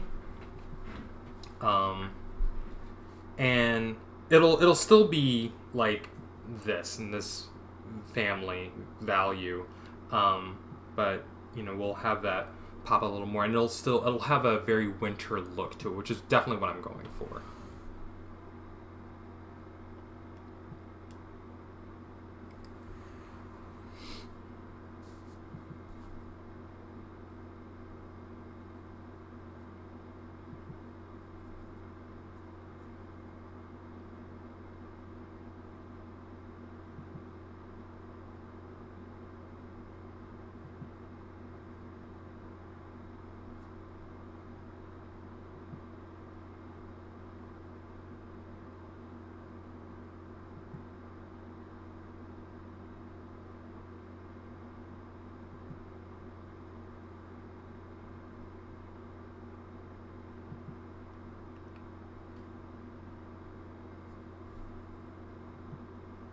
And like I said, we can just go straight up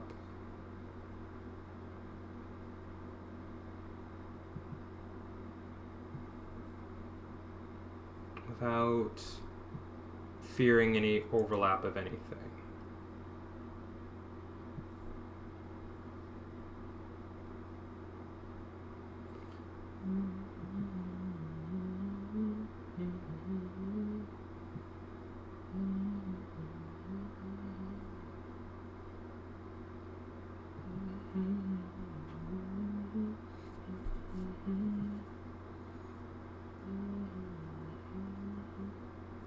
But it's really the main trees that are going to show up like this.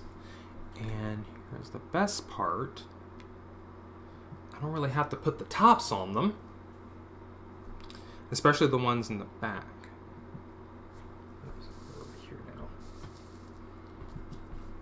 I do just kind of jump all over the place. I'm gonna move my camera over a little bit so we can actually get more of what's going on without me having to move the image around too much. Okay, so we are now over here.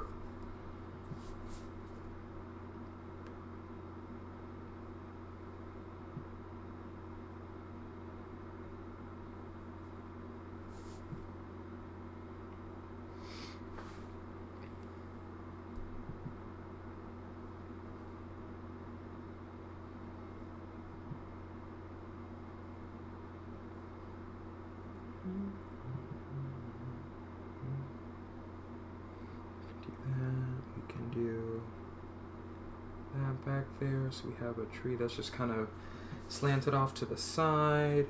We'll bring it back down to the ground, but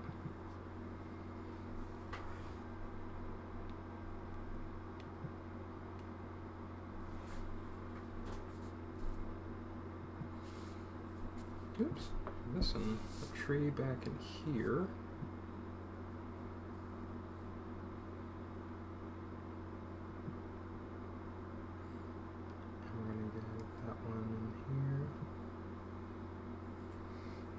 That, so we know that that's back there.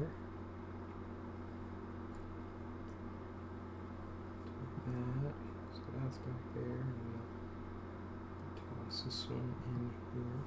So we're back there. And do another tree back there, just like that. Oh, and all the way over here on this end. Hi, Writhing Virtue. Welcome. Hello, hello. This looks like quite the image so far. I hope that it is. It's supposed to be the cover to my comic. A new one that I'm working on. I've put aside the other one because here's the thing. It's going to take me so long to actually do anything with that to get it to where I want it to be that I said, let me just focus on a different project and make this, you know, the project that I finished this year. And so far, just for the cover, which I just started, I think I'm in a good shape. I think I'm in really good shape here.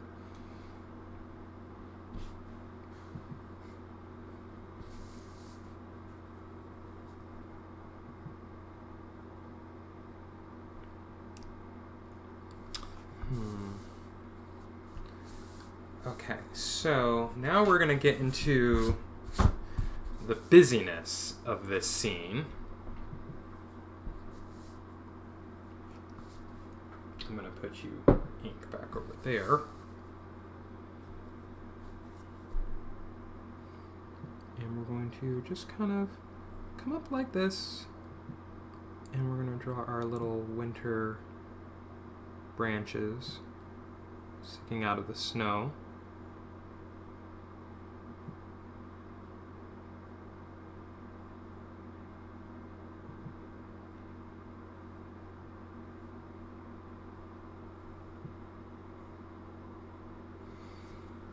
Something just like that.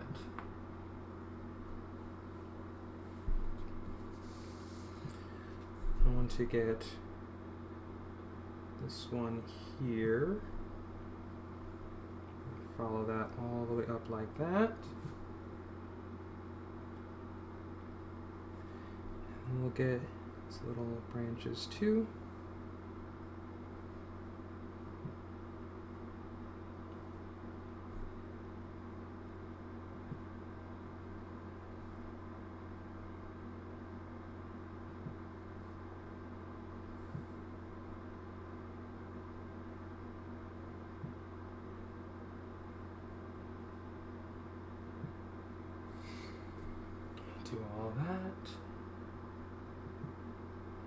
And then back here, we have...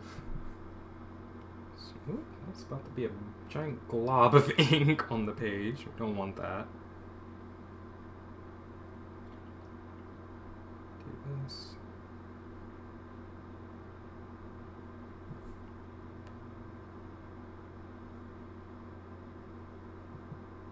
This is a tree over here, so we'll go ahead and do a little bit of that going on in there.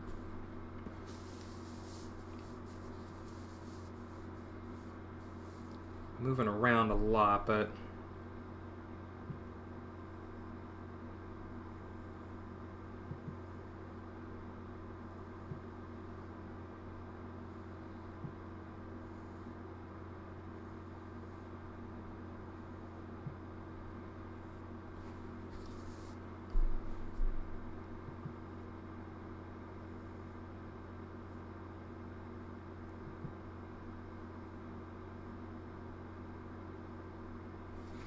need to go too crazy or too wild. So we don't want the ableist language here.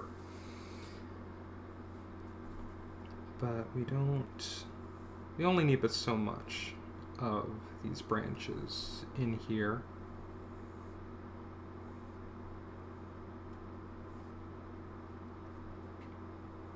That one went a little haywire, but that's okay. We can work with that.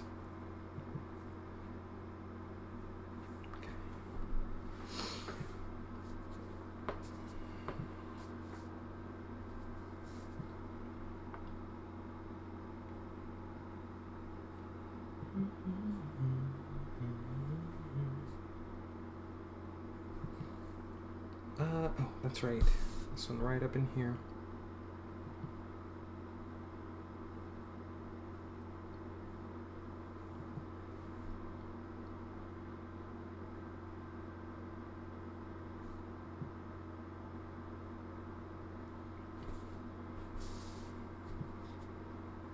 Alright, and now I can get all the dozens of little sticks and things I've put in here.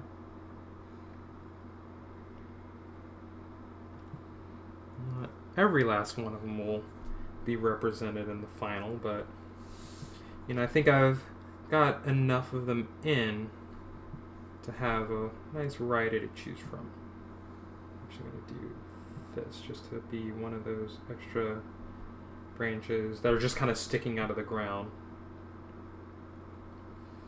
And we can let that be pretty bold. You can see that down there, what I did there.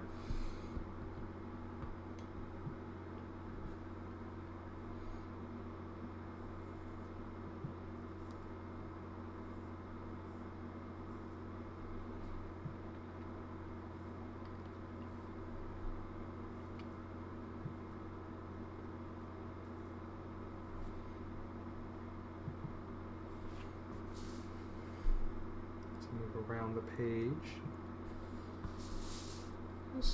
Not necessarily looking to fill up every single empty spot, but we do want to make sure that a lot of our more bold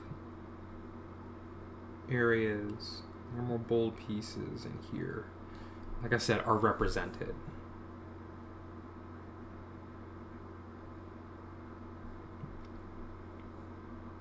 So over this new project, is it connected to your other work you've been doing, or completely unrelated piece? It's definitely a completely unrelated piece.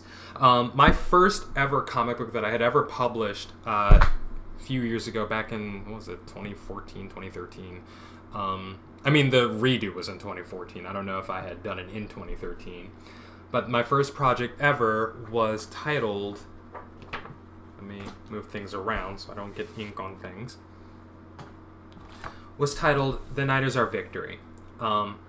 It was a story that just kind of came to me in more of a poetic form, and I ended up just making the images for it and just kind of saying, well, you know, let's see what else I can do with this. Can I turn this into a comic book? And then I did. It took me a whole week to make everything, to get everything the way I wanted it to. So, and ever since, I'm like, I really, really, really want to revisit this story because of its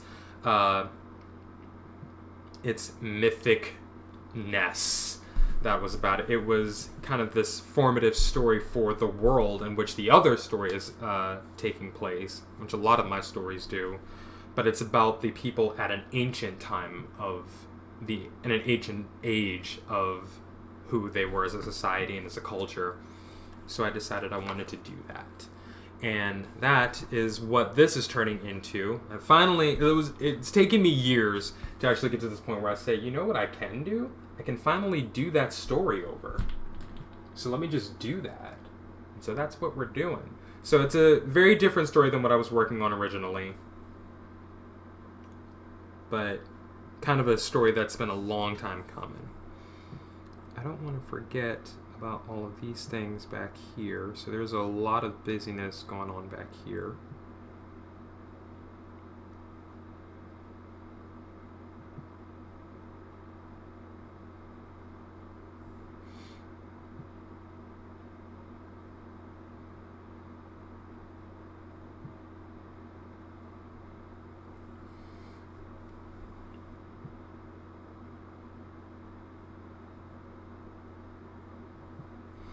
Got all these little stiff lines of grass in here.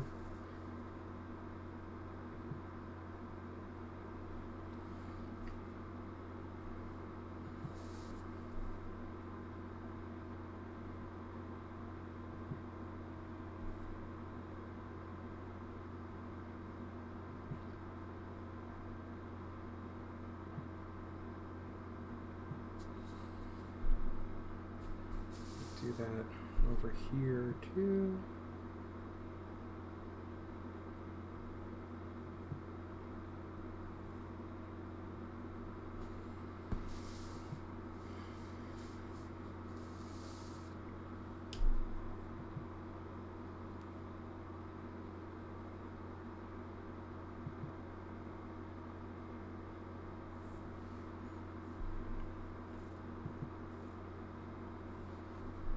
Now, the next part is how am I going to... Oh, yeah, I almost forgot about this little guy here. I don't want to forget him. I need fresh water, too. Oh, my word.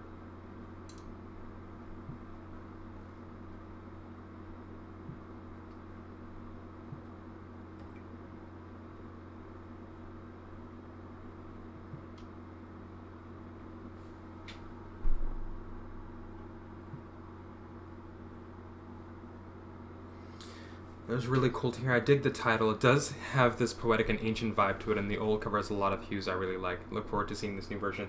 I do too. There's a lot that I want to carry over from the old version of this and into the new version. So most of what I am going to be doing for this remake of it is just kind of updating the art to more reflect my style as it is now. Because the old art was very...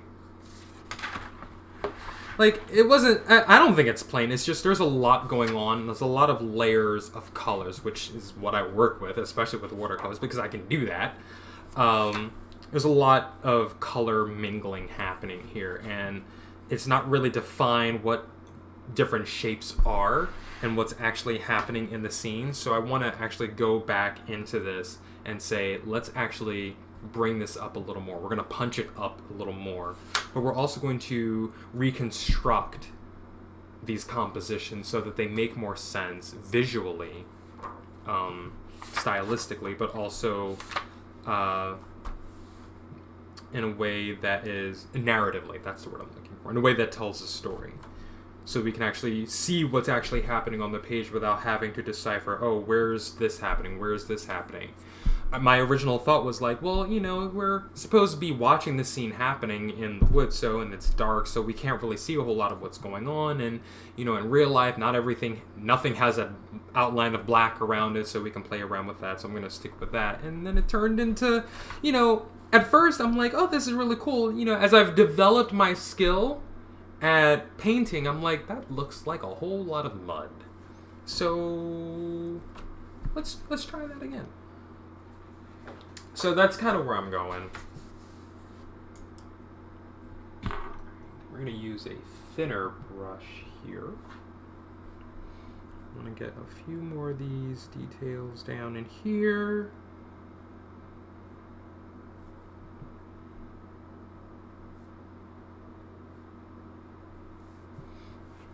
And then we'll definitely get this little guy here right now.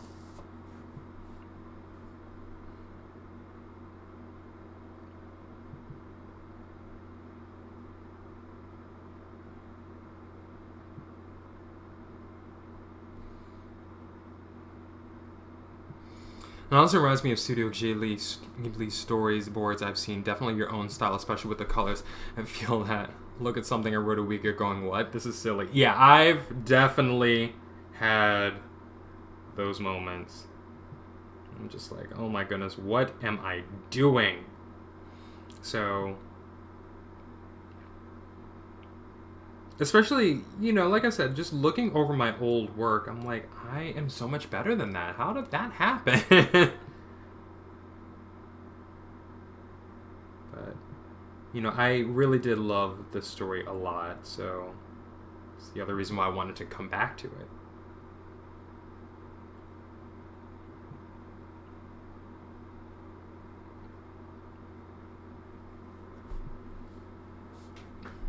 So he is down there.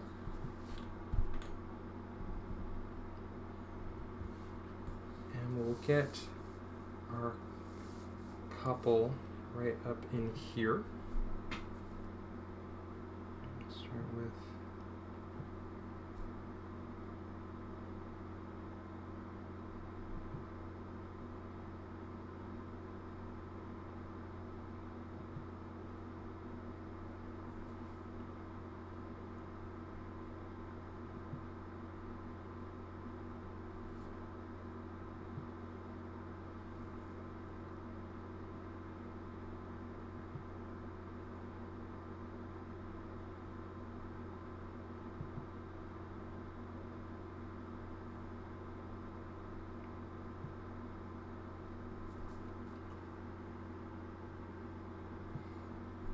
did copies of the original get sold anywhere? I traveled around. I went around the city. I was actually selling copies of the comic at, you know, comic shows and art shows around Columbus. So I definitely made a bit of money off of it. Went to groceries at the time, of course. But it was fun. It was a really great experience, and you know, it's kind of something a type of feeling that I'm looking to recapture and experience if I can. Can I have again? But yeah, I've definitely sold issues. This was just the first, and then, you know, I've done a few more since then, and I sold some really great numbers of those too, but especially for someone just starting out. Yeah, I think I did really well. But, you know, I want to do that again. I want that energy again. I want that life again.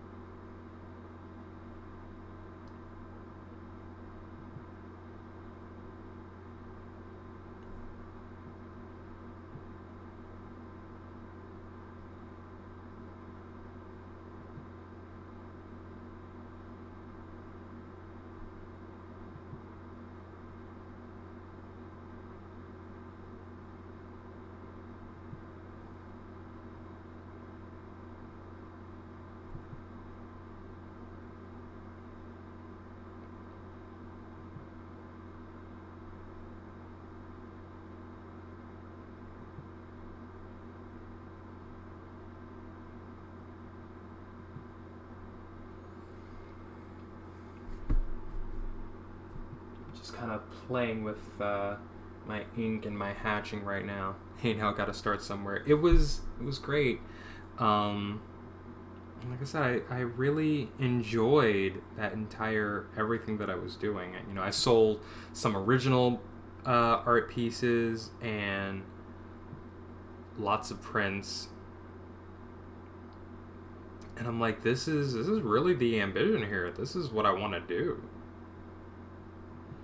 I mean, there's lots of things that I want to do, but that was definitely up at the top of, like, all the fun activities that I've done in my life. It was surreal, and I think it also overwhelmed me a little bit too. So, wait, I'm so pumped to see you on. Found you on TikTok. You found me on TikTok? I'm not on TikTok, but I'm glad you're here. Thank you for the cheer. Thank you for the bits. I appreciate it.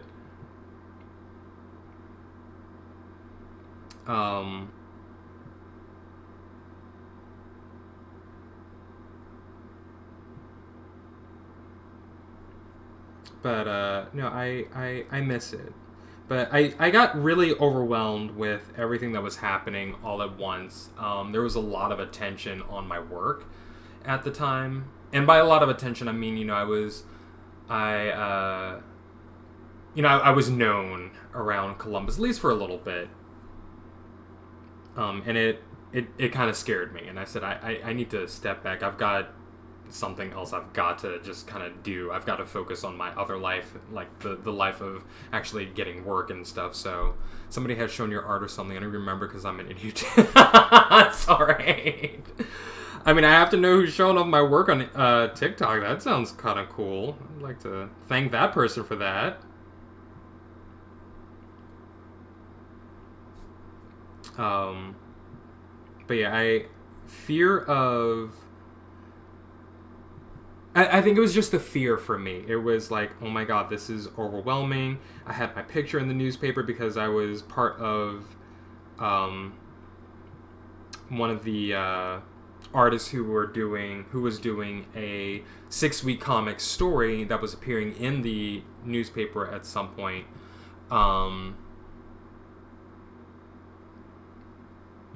Well, then they credited you, so that's good. I'm glad that they did. But, and then I had someone recognize me while I was at work. I'm like, I don't think I'm ready for this life yet. I just want to make comics and not, have that kind of attention. But I think because it was an adventure story, and I think people were, really excited to see that. That's, where that attention came from. So I'm like, okay, we're going to try this again. And I'll be better about being prepared for, people to see my work. And I'd rather people see my work and recognize my work and, say, oh, it's Celestian, IOF over here. That's that person who did all this. So, I appreciate that. Good peeps on the internet crediting the artist. I know, right? Like I said, Adimara, I am glad that you were here. Welcome to Illustrator of Fantasies, where I am diligently working on my comic.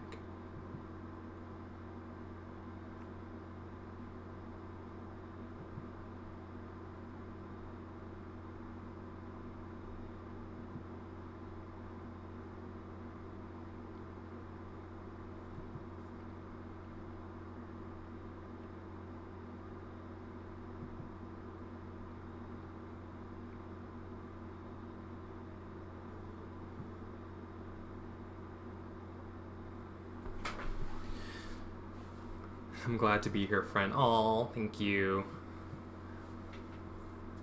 I actually am really happy when people do find my work and, they really enjoy it. It does make me feel good. It really does. Even if I have a tendency to run from attention. Okay.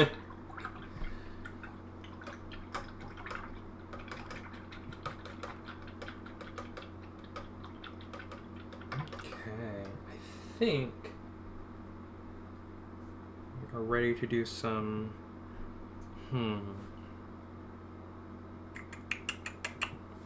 Now here's the question. Should I, in blue ink, do like my yes, I should do the snow. Excuse me. I think I should in blue ink. Oh, you know what I'm forgetting? The bow. And that hand. So let me get back in here.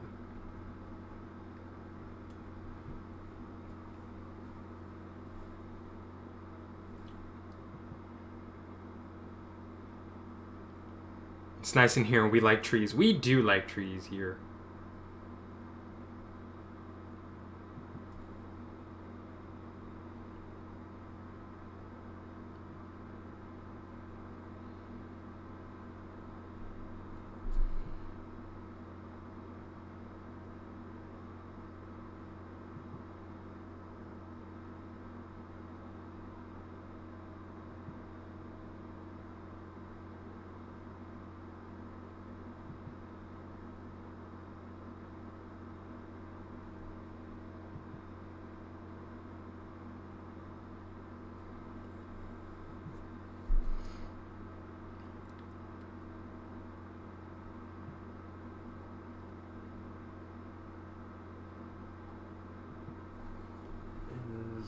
Very thin.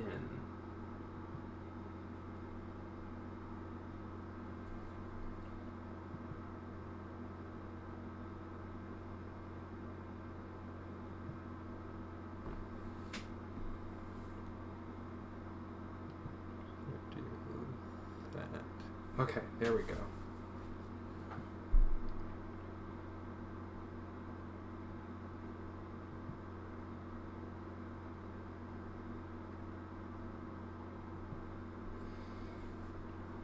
I don't know. Maybe I won't do it in blue. Maybe I'll just keep everything in brown here.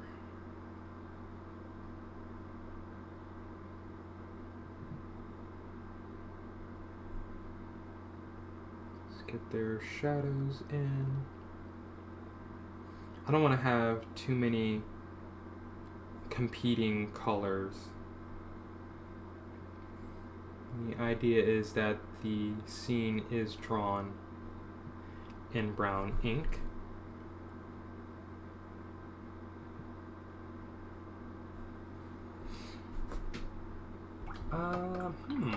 Actually, now there's an idea. Maybe to get some of the texture that I want on the ground, we're going to go with a giant brush.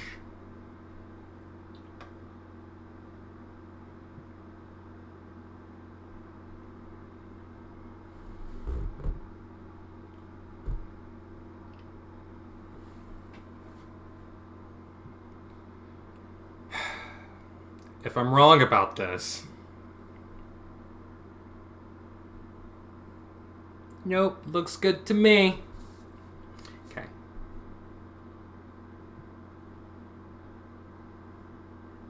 Oh yeah, that's perfect.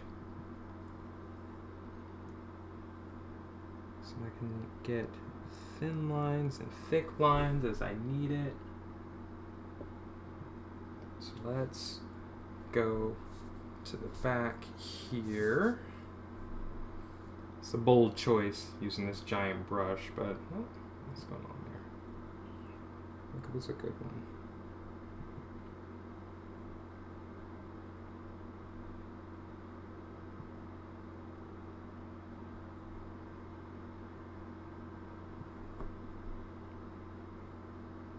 It's like little bubbles forming on here.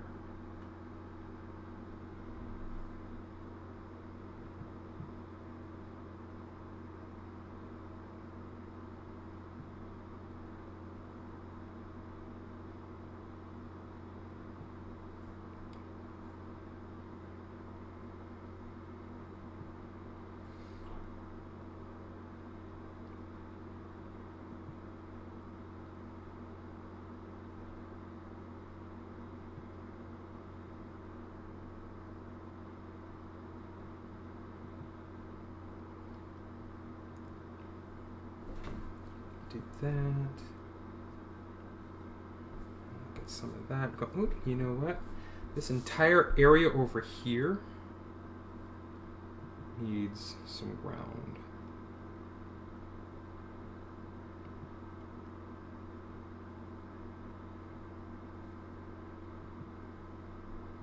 There we go. Okay. Come down here and do that. Do this.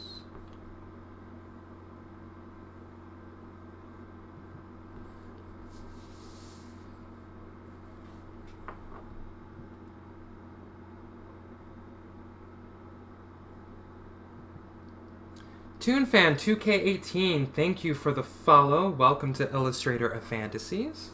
My little home on the web, I guess you could call it that. Appreciate you stopping in.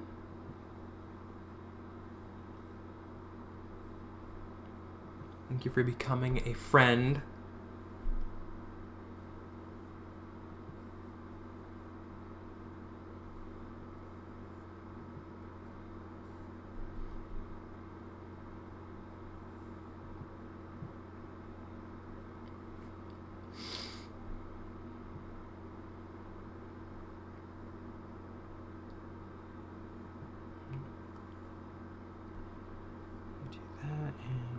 Come in back here.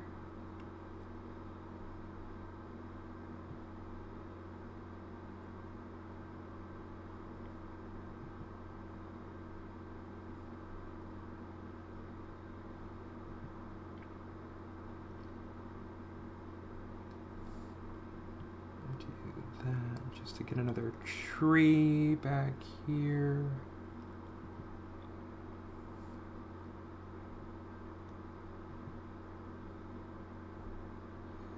That's a tree right there that I was about to draw on top of.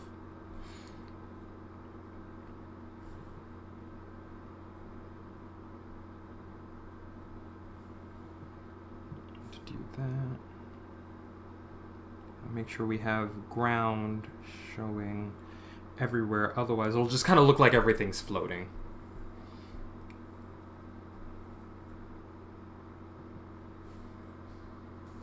How are you doing, Mirror Artist friend? I am doing pretty well tonight. I'm blowing off homework so I can actually do this tonight. So I really wanted to start it. Wanted to start this book tonight. So I am doing pretty well. Thank you for asking.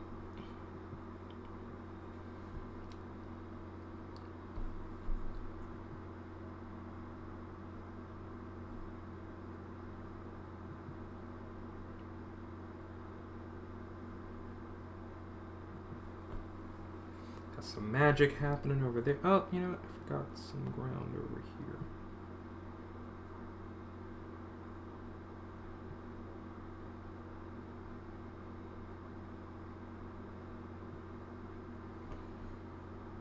Okay.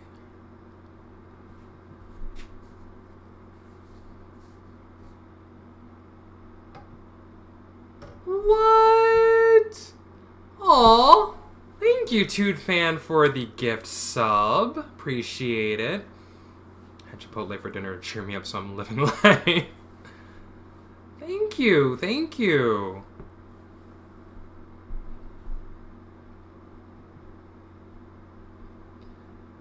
Alright. I think we are in a good spot. Alright, y'all, I need fresh water and I need to clean these brushes. So give me just a couple minutes. I promise I will be right back. Oh my goodness! ToonFan, thank you also for the subscription for yourself. That's fantastic. Wow. Oh, you guys are amazing. Thank you. Alright, let me go refresh my brushes. I will be right back, promise.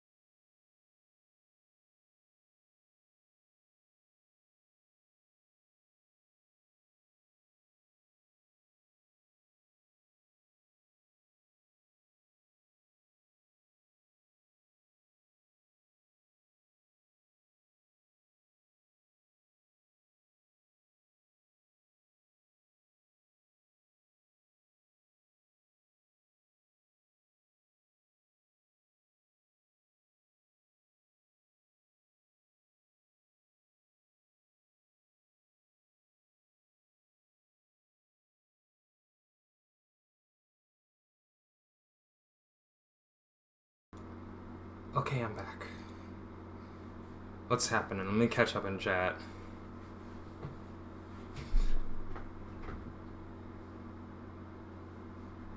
Seemed to spoil Kevin too, at least that's who I think it was. Oh my goodness.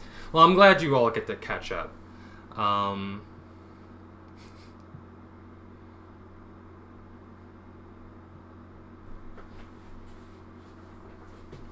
Alright, so this is it. This is the piece. We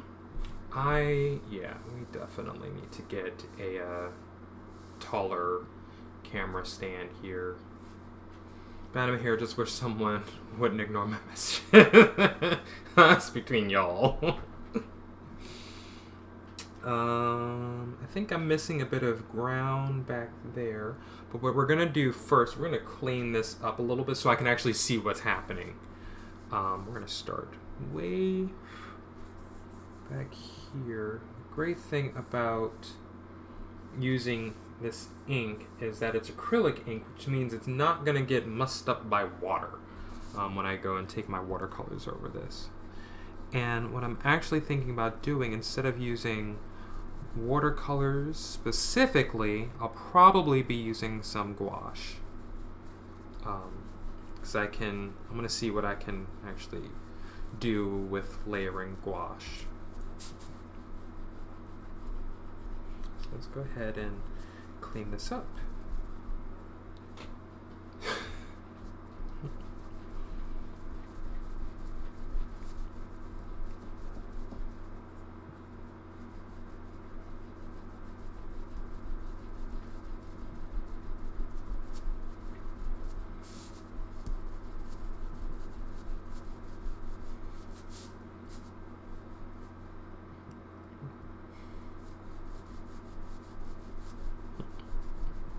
Y'all are adorable, I love it. Clean up the pencils, and the ink, of course, does not smear because it is now dry. So I don't have to fear that. Once upon a time, I was working with ink that was not completely dry when I went to erase it. Oh man, let me tell you, it was not a good day. I think it was actually one of my first attempts using ink, and that happened.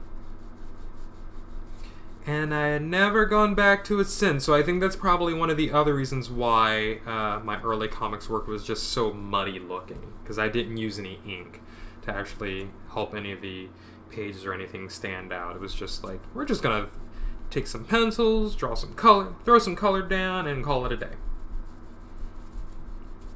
I'm a much better artist than that in general now, and I have a little more control over my brush strokes and my color choices and how I'm using the color, but, you know.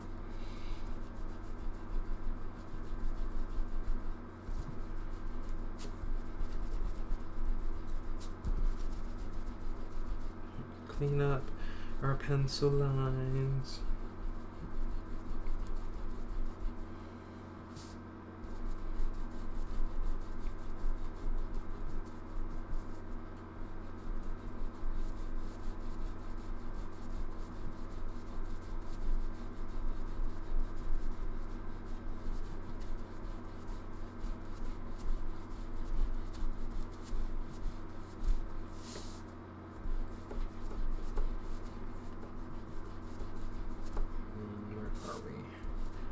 Approaching a 3-hour mark.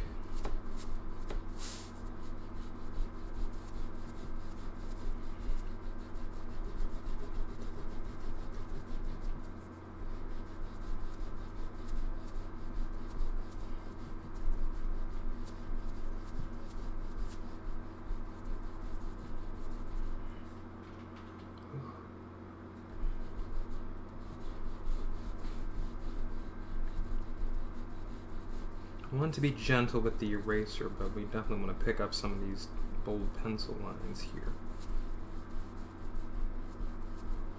There's some areas I got a little heavy-handed with the pencil.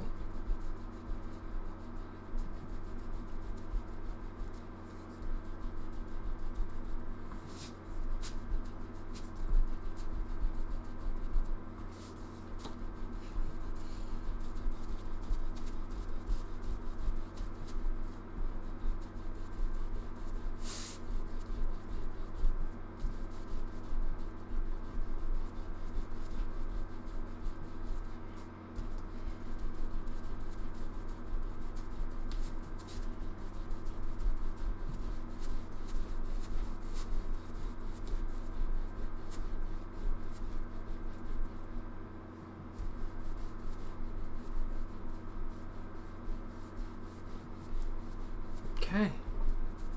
We are cleaned up. So when the pencils get erased, let me do this over the trash can. Hold on a minute.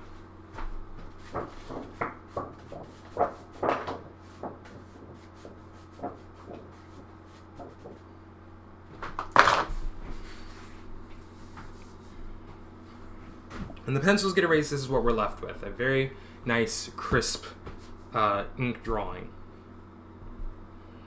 There's still some ghostly pencil lines in here, but I think that just kind of adds to the texture of the image itself. So I'm not really hurt by that. Not bothered by that at all. I think it's kind of cool. So as I mentioned earlier, we have a folded cover here. So this is going to be the front of the book, like this section right here. So we have our two central characters here. And then this is going to be the back of the book, which means this tree is the spine. So that's why that exists just like that. So I'm leaving myself some space to kind of get the text up here of the title. So we'll have that. It'll be kind of busy, but we'll have different effects that we can use for the text, such as glows and borders, and there's lots of things you can do in Photoshop with text, so be playing around with that. That's the other thing. I made this, I think this was the one I did in Photoshop. This is either did this in Photoshop or I did this in GIMP, so it's very, very simple. I learned to make a comic book, especially for being an indie artist, so you don't have to worry about some company trying to save comics paying you $200 for a 20-page book.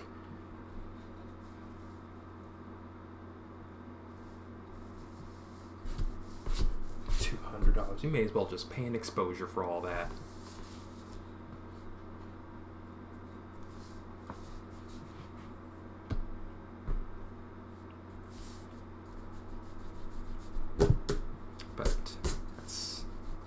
That's them. This is me. Making my own stuff. Doing my own work. Which is the most important thing. Being an artist, able to just kind of have your own platform and be able to produce and publish your own work has been the greatest joy of my life. And just kind of, I can find my own resources and I can do my own thing. I can tell my own stories and I can own my own work. That was always my goal. That was ever since I was a kid, and I knew that I wanted to be an artist when I grew up, and then saying, well, I want to make my own stuff. I want to tell my own stories. Like, yeah, I can draw all these other things happening here, but I want my own things. I want to create a world. I want to be a storyteller. And this is me doing that. So I'm super excited that I actually do get to do that. And that, I have kind of established that ground for myself. So there we are. So we're going to wind down now. I was hoping that I could get to putting some color on this, but I think that's going to have to wait for another day. Just so everybody knows. I mentioned this before. I'm kind of cheating today. This is my cheat day. I should be doing a paper, and I have to actually get to that paper tonight, so that's where I'm going to end this stream fairly early right now. So this month, for the rest of September, I will be working on this book. I have my resources, so I probably won't always be doing it on stream, but every time I am on stream, at least for now, whenever we're doing a Making Comics stream, I will be working on this book. So whenever I can spare a few moments, I'll, be sitting down just to get through some things.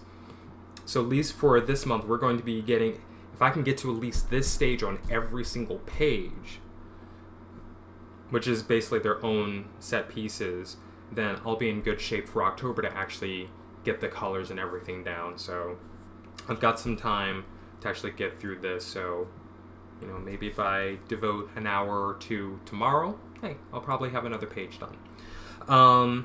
And then we'll come back and actually have some colors in it. I'm hoping that I can actually get on again for a few more days this week. Let me take a look at something. I kind of gave myself a initial schedule to, you know, kind of jump in and play around with some gouache tomorrow. I don't know if I'm actually going to make that, or we'll figure it out. I think that was probably actually going to be a very early morning stream. So if you're up in the morning, in the AM, hopefully, so will I be, and I'll be up and just kind of playing around with some gouache and just doing some testing. So that is my Artist Technic stream, so that'll be tomorrow morning. I think I'm doing that from 7 to 9. I'm going to try to, right before work, so I'll have just a couple of hours that I can sit down and just devote to playing around with that. And then Wednesday, I will definitely come back. I think I'll be live either 8 in the morning or probably around 12 noon. I'm still trying to figure that out when that's going to happen, to actually jump back into the next page for this book here. And then probably the rest of the week we'll have some other fun things going on. This is also my working week, so I do have a 40-hour-a-week job, so I will be actually working this weekend. I'm actually closing. So I won't be on this weekend as I want to be, but that's all right because I'll still be doing this. For October, I think I mentioned this over the weekend, I will also be doing Inktober. I still don't know if I'm going to be doing it every day. I'm going to try and do every day. We're going to try and make that happen, but I will definitely be streaming during the month of October. And I do have some fun events planned for the rest of this year. And you will just have to stay tuned to find out. But I want to thank everyone for coming by and hanging out. The gift subs, I was not expecting that. Thank you, Adimara, for the bits. Sophia, Wingnut, Cooper, Toon Fan. You guys, thank you for the follows. Toon Fan, thank you for the subscriptions. I appreciate you. You guys, thank you so much for coming by. Shelby, as always a pleasure here. Geek, thank you so much. Right now, we are going to find someone to raid. So give me just a moment while I look up and see who's doing stuff.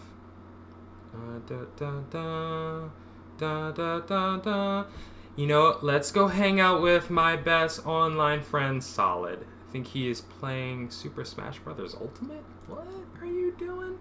Alright guys, we're gonna go raid Solid's channel. So let's head on over.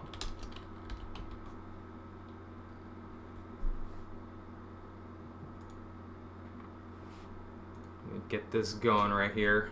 Yes, we are going. I love hanging out with Solid so much. He is so fun. And please, please, please, everyone, have as much fun when you go over there. You guys can go wild and crazy. Like, I know he'll love it, and we'll all get to see him smile, which is always the best part about watching him stream. So, okay, I'm going to send you guys off right now. Have a good night. I'm going to get back into homework. We're all going to hang out for a little bit. Take care. Peace. Bye. Love ya.